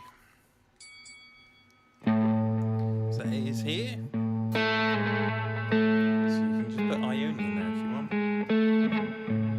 Well, Ionian goes there, but you can just stay in Ionian, is what I meant to say. And then you know that Locrian's just a little bit behind once you get a little bit more comfortable.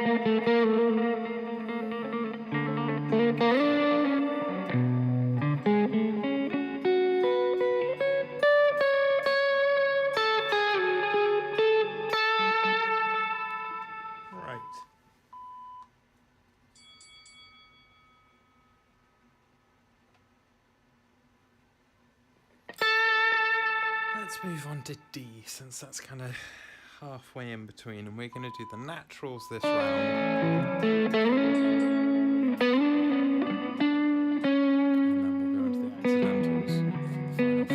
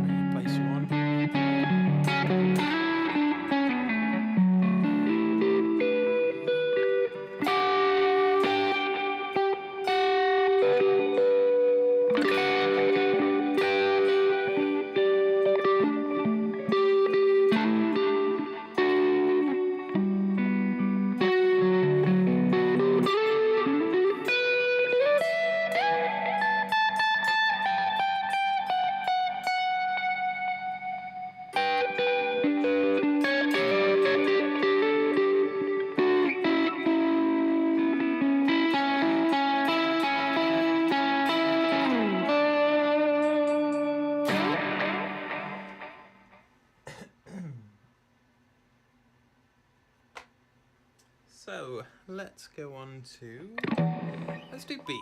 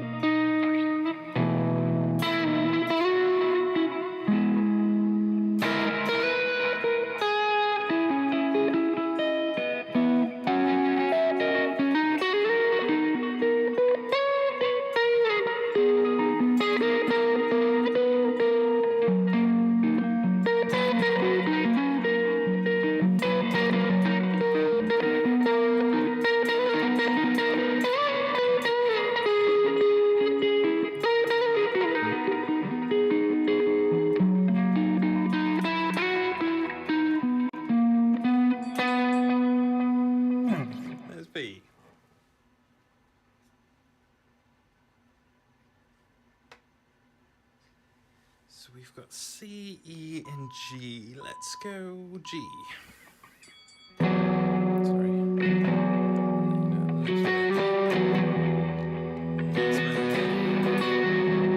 Now, obviously, G major is E minor. Well, I'm going to say obviously. But each major key with a 6.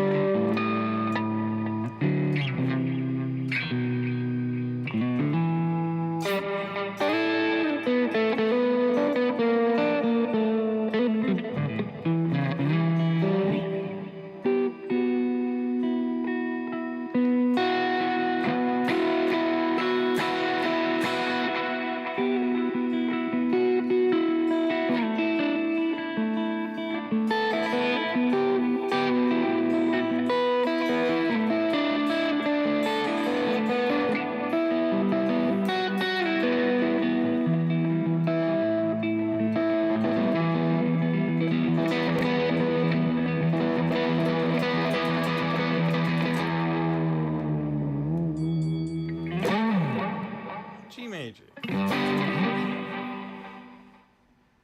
But definitely E minor.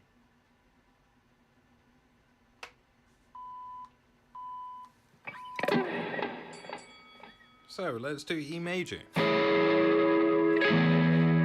these are different notes.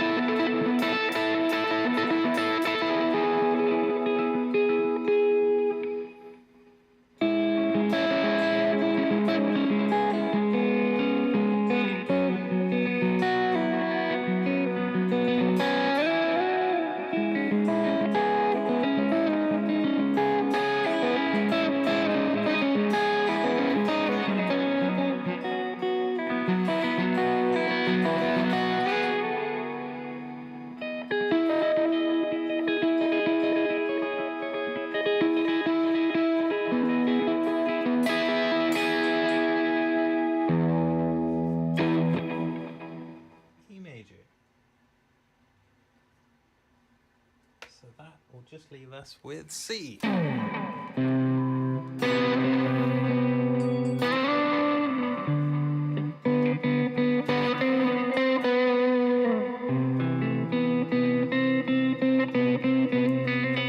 can't handle C apparently. See if I can pop it out. Hello, Mr. Camera. There we are.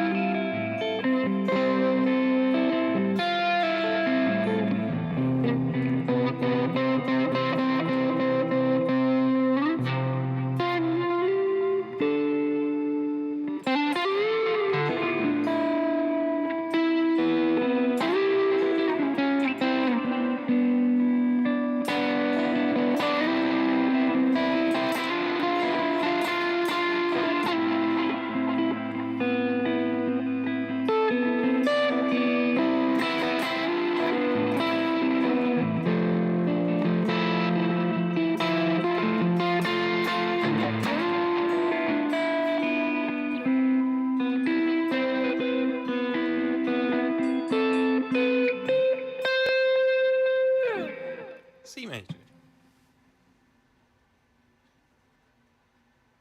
So let us go for F sharp. Which means we have a low green in our first row. This is a good little workout for all that we've just put in our brain. This is why we don't associate it with the frets themselves. Because when you move it up one, it's very confusing.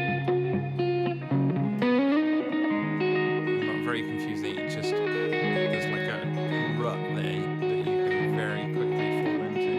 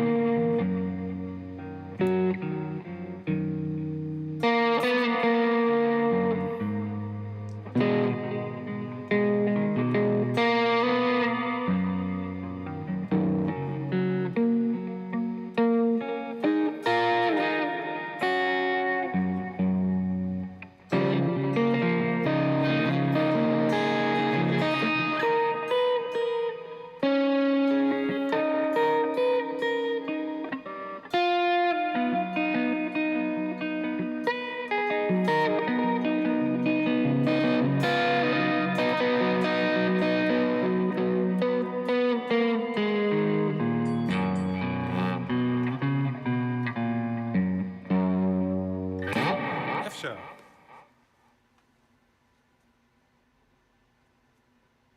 We are almost done. Let's do D sharp. So we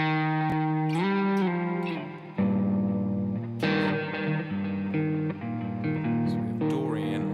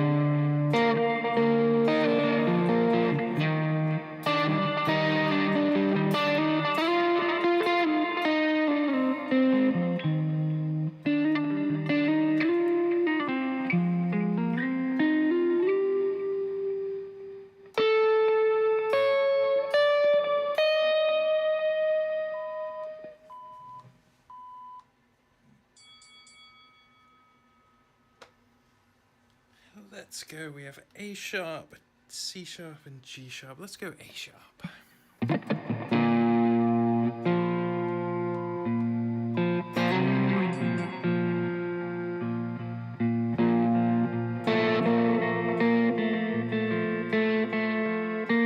So we have this musicality shape.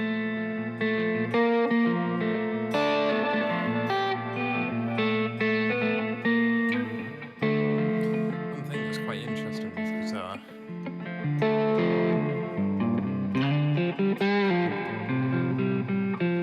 is that when you're in an accidental key, for example, a sharp or a flat, then you have one of these shapes at the first fret, typically.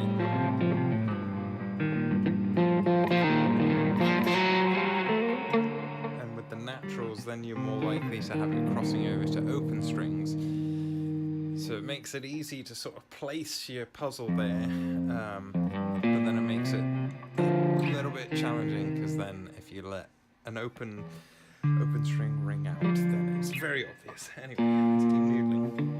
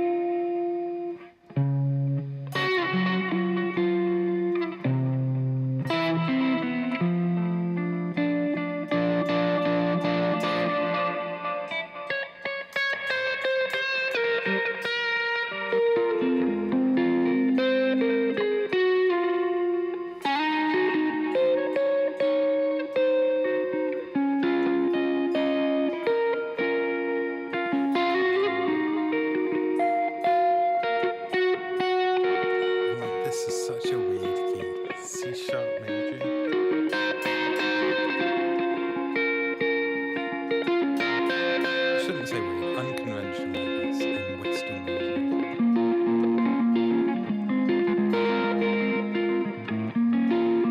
And it's just so good to then like go visit this part of the musical world.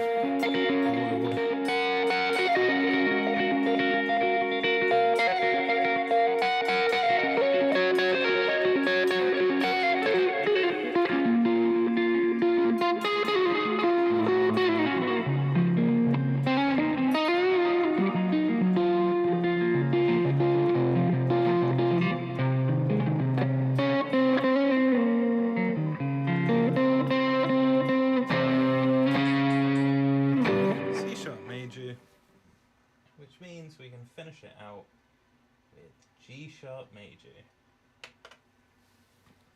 G sharp major, in case that wasn't into the microphone.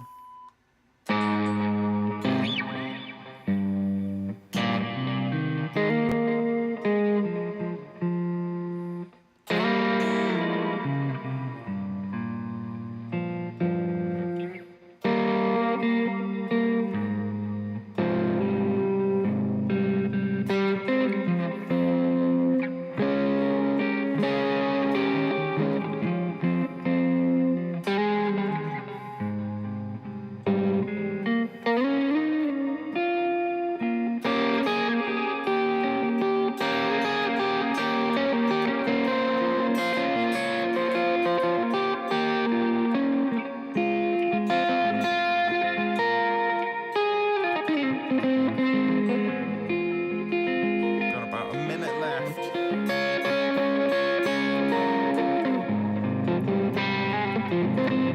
Really go into areas that you just don't feel certain.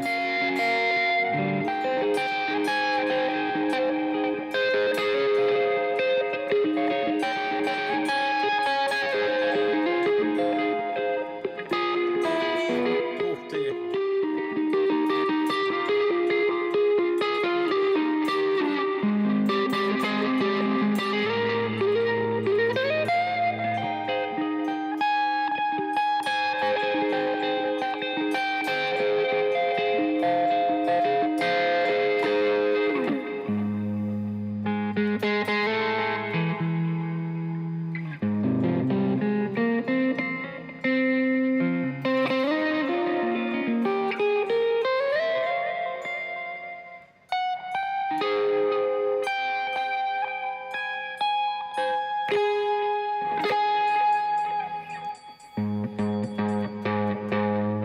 G sharp major, and we did it. Look at that. Done and done. Right.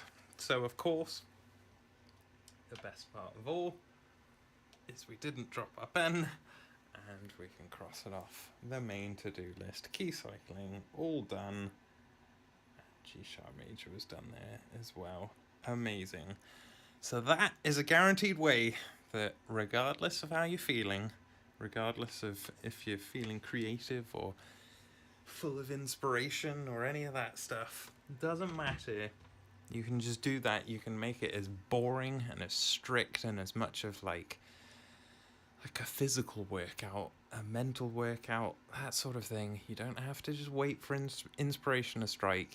We can just get better through being disciplined and just doing it every day. And again, we don't have to do all of this, but just doing a little bit just to keep the cobwebs off and just to keep layering on the paint and making all of that a lot more visible. So I really appreciate you following along with me today, and there are many more out there, and there will be many more, so go check it out. Please like, subscribe, check out guitarbasedmusictheory.com if you want any more of the information. I'm going to play the explainer video that I have there just at the end of this, just to help anybody out who wants to see that immediately. But otherwise, you can go there. As I mentioned, you can get a PDF and all that good stuff, so you can see everything that I shared today up close and personal. If you want to find out any more about me, I'm Stereo Reverie. You can find me at Stereo Reverie, although I'm not very good at keeping up with some of these socials, but live streaming keeping it real, that's more like it. So check out stereoreverie.com. You can get all the links to anything you want to hear. If you want to hear, I've got a podcast where I create a new loop using a random key from the Wheel of Destiny and a random tempo from the Balls of Fate. Set the timer for 10 minutes and then just see what happens. Going with the flow, practicing, putting all of this into practice and seeing what happens, letting the magic of the creative process unfold. So again, thank you very much for joining me. We'll see you again very soon, and check this video out if you want to understand more. There are 12 notes in Western music that are named using the letters A through G. The notes with a letter are called naturals. The rest of them are what's called accidentals. These can be named sharp or flat, depending whether you're raising the note below it or lowering the note above it.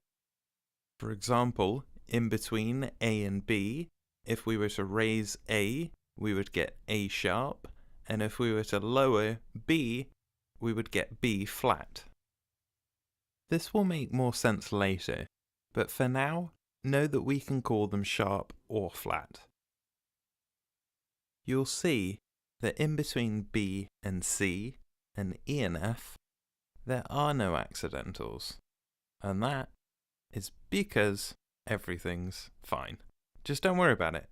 It will all make sense later. Our 12 notes repeat endlessly, up and down, higher and lower, into the cosmos.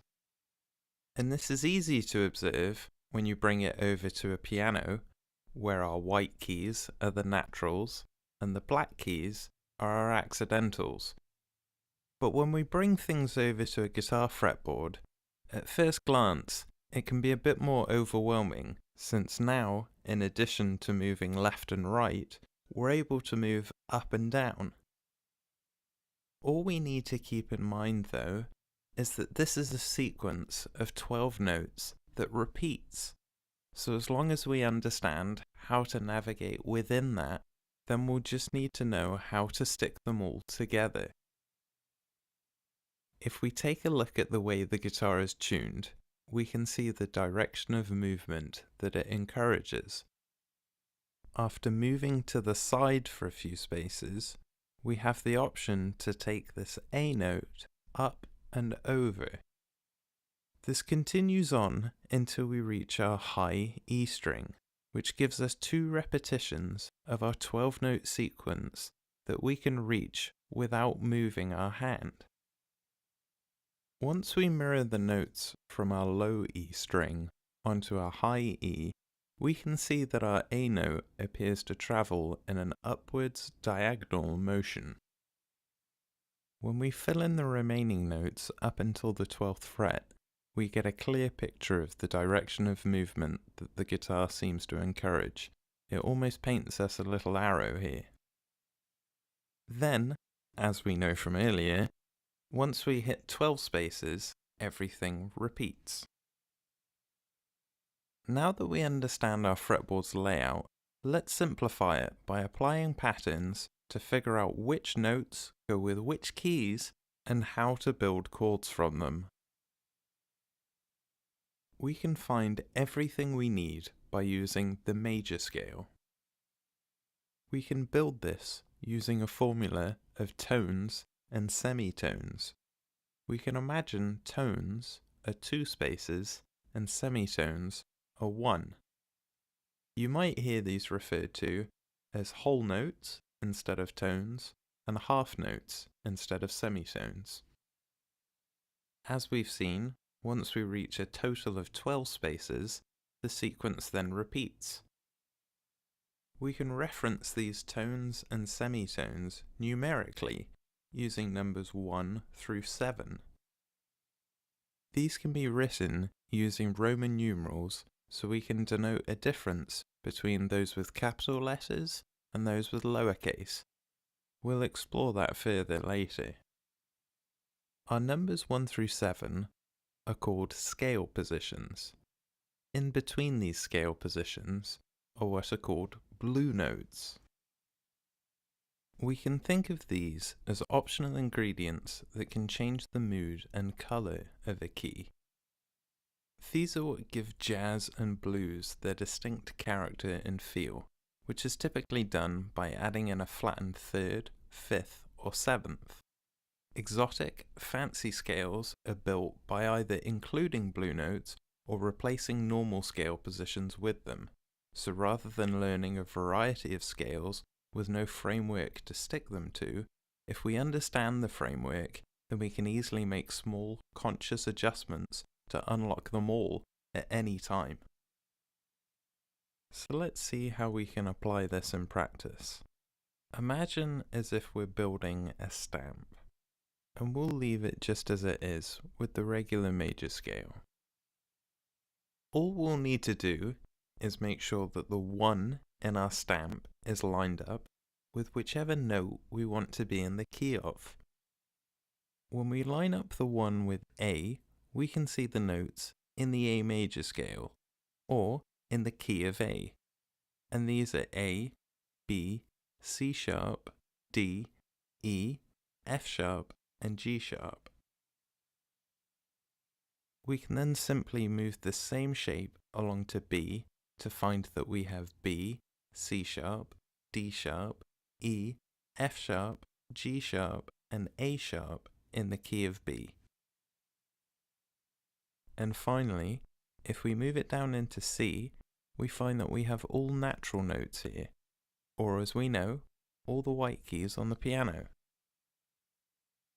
We also know our major scale positions repeat. Often the scale positions in the second cycle extend past 7, so you may hear people use ninths, tenths, and elevenths. They're still talking about 2s, 3s, and 4s. They're just making it clear which ones they are. As you can imagine, if we were to build a stamp to go across the entire fretboard, we could, but it would be a bit overwhelming at first. So let's simplify it and separate it into pieces. Each scale position has its own chord that can be found using a simple 3-note formula. These will be called major, minor, or diminished. Here is where we use our Roman numerals. The capital letters indicate majors, the lowercase are minors, apart from the 7th, which is always a diminished chord, which just means it's a bit weird. Major chords are typically happier, whereas minor chords are associated more with sadness, but context is everything. The note that follows will give new meaning to the previous one. Each chord in the key has a unique energy and emotional resonance. Different combinations or progressions create new dynamics. The diminished 7th, for example, if left unresolved, will leave a feeling of tension and unease.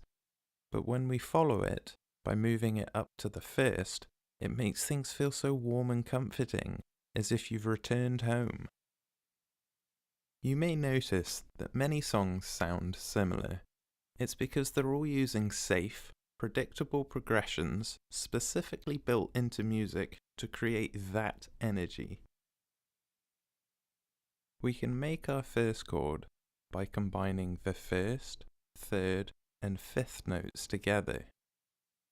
This will make a major chord, and like our scales, this is a framework that can be adjusted to add character. With this formula, we could add the 7 to give this more of a soulful, jazzy feel, or take one of the notes away for more of a rocky power chord. Our second chord is minor.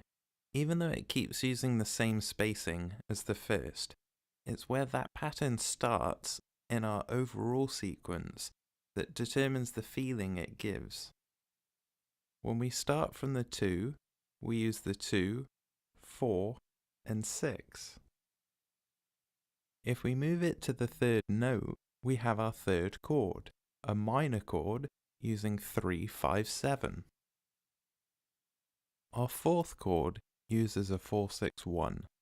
If we were to lay it out within one sequence, which we can call an octave, it looks as if it's a new pattern.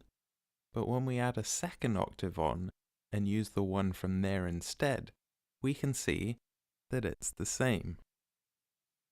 Playing the same notes from a chord in a different order is called an inversion. Our fifth chord is a major chord. It uses 5-7-2. 6-1-3 is our minor sixth chord, and 7-2-4 is our diminished seventh. Even though they sound very different, diminished chords still use the same pattern. Like chords, the scales themselves can have the same notes played from different starting points. Instead of inversions, these are called modes. The tonal center changes, where it feels like home, and it gives a new perspective to the same sequence.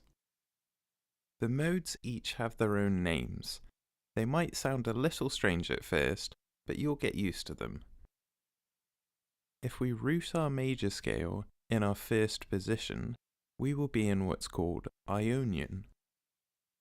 Our second mode, starting from our second position, is Dorian.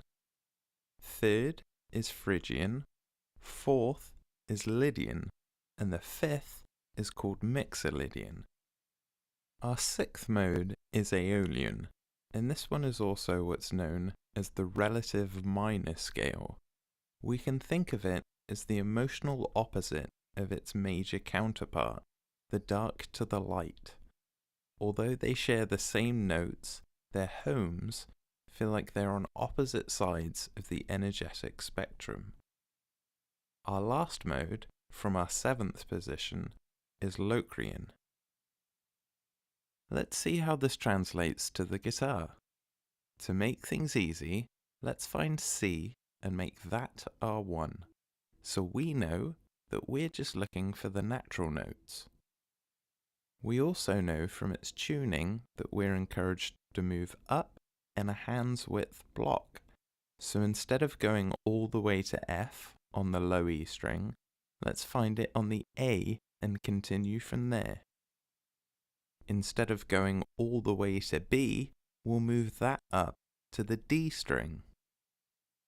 We can continue this until we complete 2 octaves. And then we can use the high E string to keep the direction flowing and end up with a shape that we can call Ionian. Within this mode, we have all 7 of our chords. We're able to find our 1-3-5s, our 2-4-6s, 3-5-7s, 4-6-1s, 5-7-2s, 6-1-3s, and our 7-2-4s. When we play these notes individually, instead of strumming them together as a full chord, we have what's called an arpeggio. Just like the major scale, this shape works like a stamp, moving side to side, with the one note always telling us which key we're in. Now that we have a shape for Ionian, we can apply what we already know from the major scale to figure out the second, Dorian. We know that every note has a space in between them except for 3 and 4 and 7 and 1. So this would leave us with this shape for Dorian, which will also have all of our chords. We can continue doing this to find the shapes of Phrygian, Lydian, Mixolydian, Aeolian, Locrian, and then back to Ionian. These 7 shapes connect together like a puzzle and will continue to do so endlessly. Let's go back to our fretboard and test this out using note names. If we find D and make this our 2 and continue the same exercise we did when starting from C, this matches what we just found for Dorian. We can find the same thing for Phrygian when starting from our 3rd position, E. Since we're at the 12th fret, we can also play this same shape in our open position. If we continue there from this F and make this our fourth, we'll find our Lydian shape. Mixolydian follows next when starting from G. Then we can find our Aeolian shape at A. If we do the exercise one last time, starting from B, we can see our Locrian shape that connects neatly back into C, Ionian. So all we need to do is learn these 7 shapes and understand how they connect. Then we can find every chord interval and arpeggio in every key anywhere on the fretboard. And we can simplify it even further. Now that we've solved the side-to-side horizontal puzzle, let's solve the up and down vertical one. So if we look at our fretboard, we know from the tuning that something happens with this B note. It looks like this is where we get the angled step that encourages us to move up and over instead of just straight movements up. If we keep this marker and bring in our mode shapes, we can observe a very interesting pattern. Let's start with Ionian and take away the bottom row. We'll let this fall down, but when a row crosses the marker, let's move it over one space. When we do this, we end up with our Lydian shape, which just needs the high E added to continue the movement. We can do this again and take away the bottom row and watch how Locrian will fall down across the marker. When we take out this bottom row, Phrygian will fall down. Then we have Aeolian, followed by Dorian, and then by Mixolydian. Now when we take out this bottom row, we end up once again returning to Ionian. So there is a stack of rows that are associated with each scale position which runs vertically. And this sequence, like our horizontal one, repeats endlessly. So a mode shape is the crossing point where a horizontal puzzle intersects with a vertical one. This means if we just learn the sequence of these 3-note clusters and how they fall into our shapes, then we'll always know where we can move vertically and how to link our strings together. In every mode, the order of our clusters will always remain the same. If we can imagine being able to see outside the bounds of the guitar, we can visualize our intersection playing out. Imagine our vertical sequence is rotating around and repositioning itself as it highlights each of our mode shapes going down along the fretboard. This vertical sequence is particularly helpful with chords and arpeggios. Instead of needing to learn separate chord shapes for each mode, we just need to know where the chord's scale positions are within the clusters and where the clusters fall in the stack. We can visualize our first chord vertically like this with our 1-3-5s, and then find our second, third, fourth, fifth, sixth, and seventh chords. So we can simplify everything down to these 7 mode shapes and these 7 vertical chord patterns. And we can take this one step further. Let's observe how our highlighted dots move up through this sequence. If we ignore the spacing in our clusters and look at things as left, middle, right, we can see that we have another pattern. In the row aligned with the chord's root note, we have a left and a right. Then we have two up the middle, leading to another row of a left and a right. This row lines up with the second note of the chord, in this case, the 3.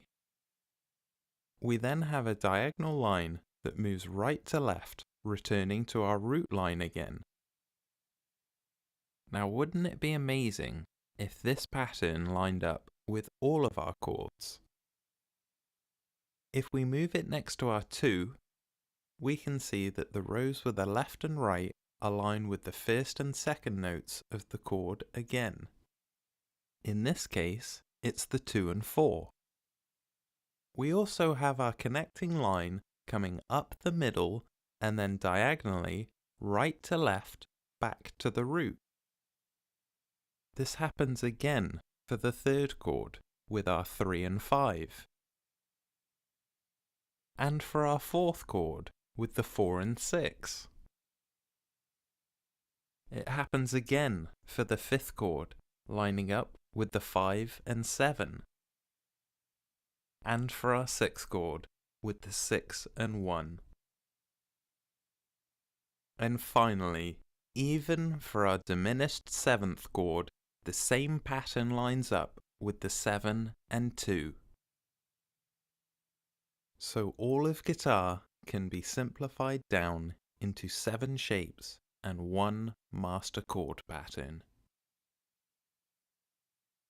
I've created a PDF with all of these shapes, patterns and sequences.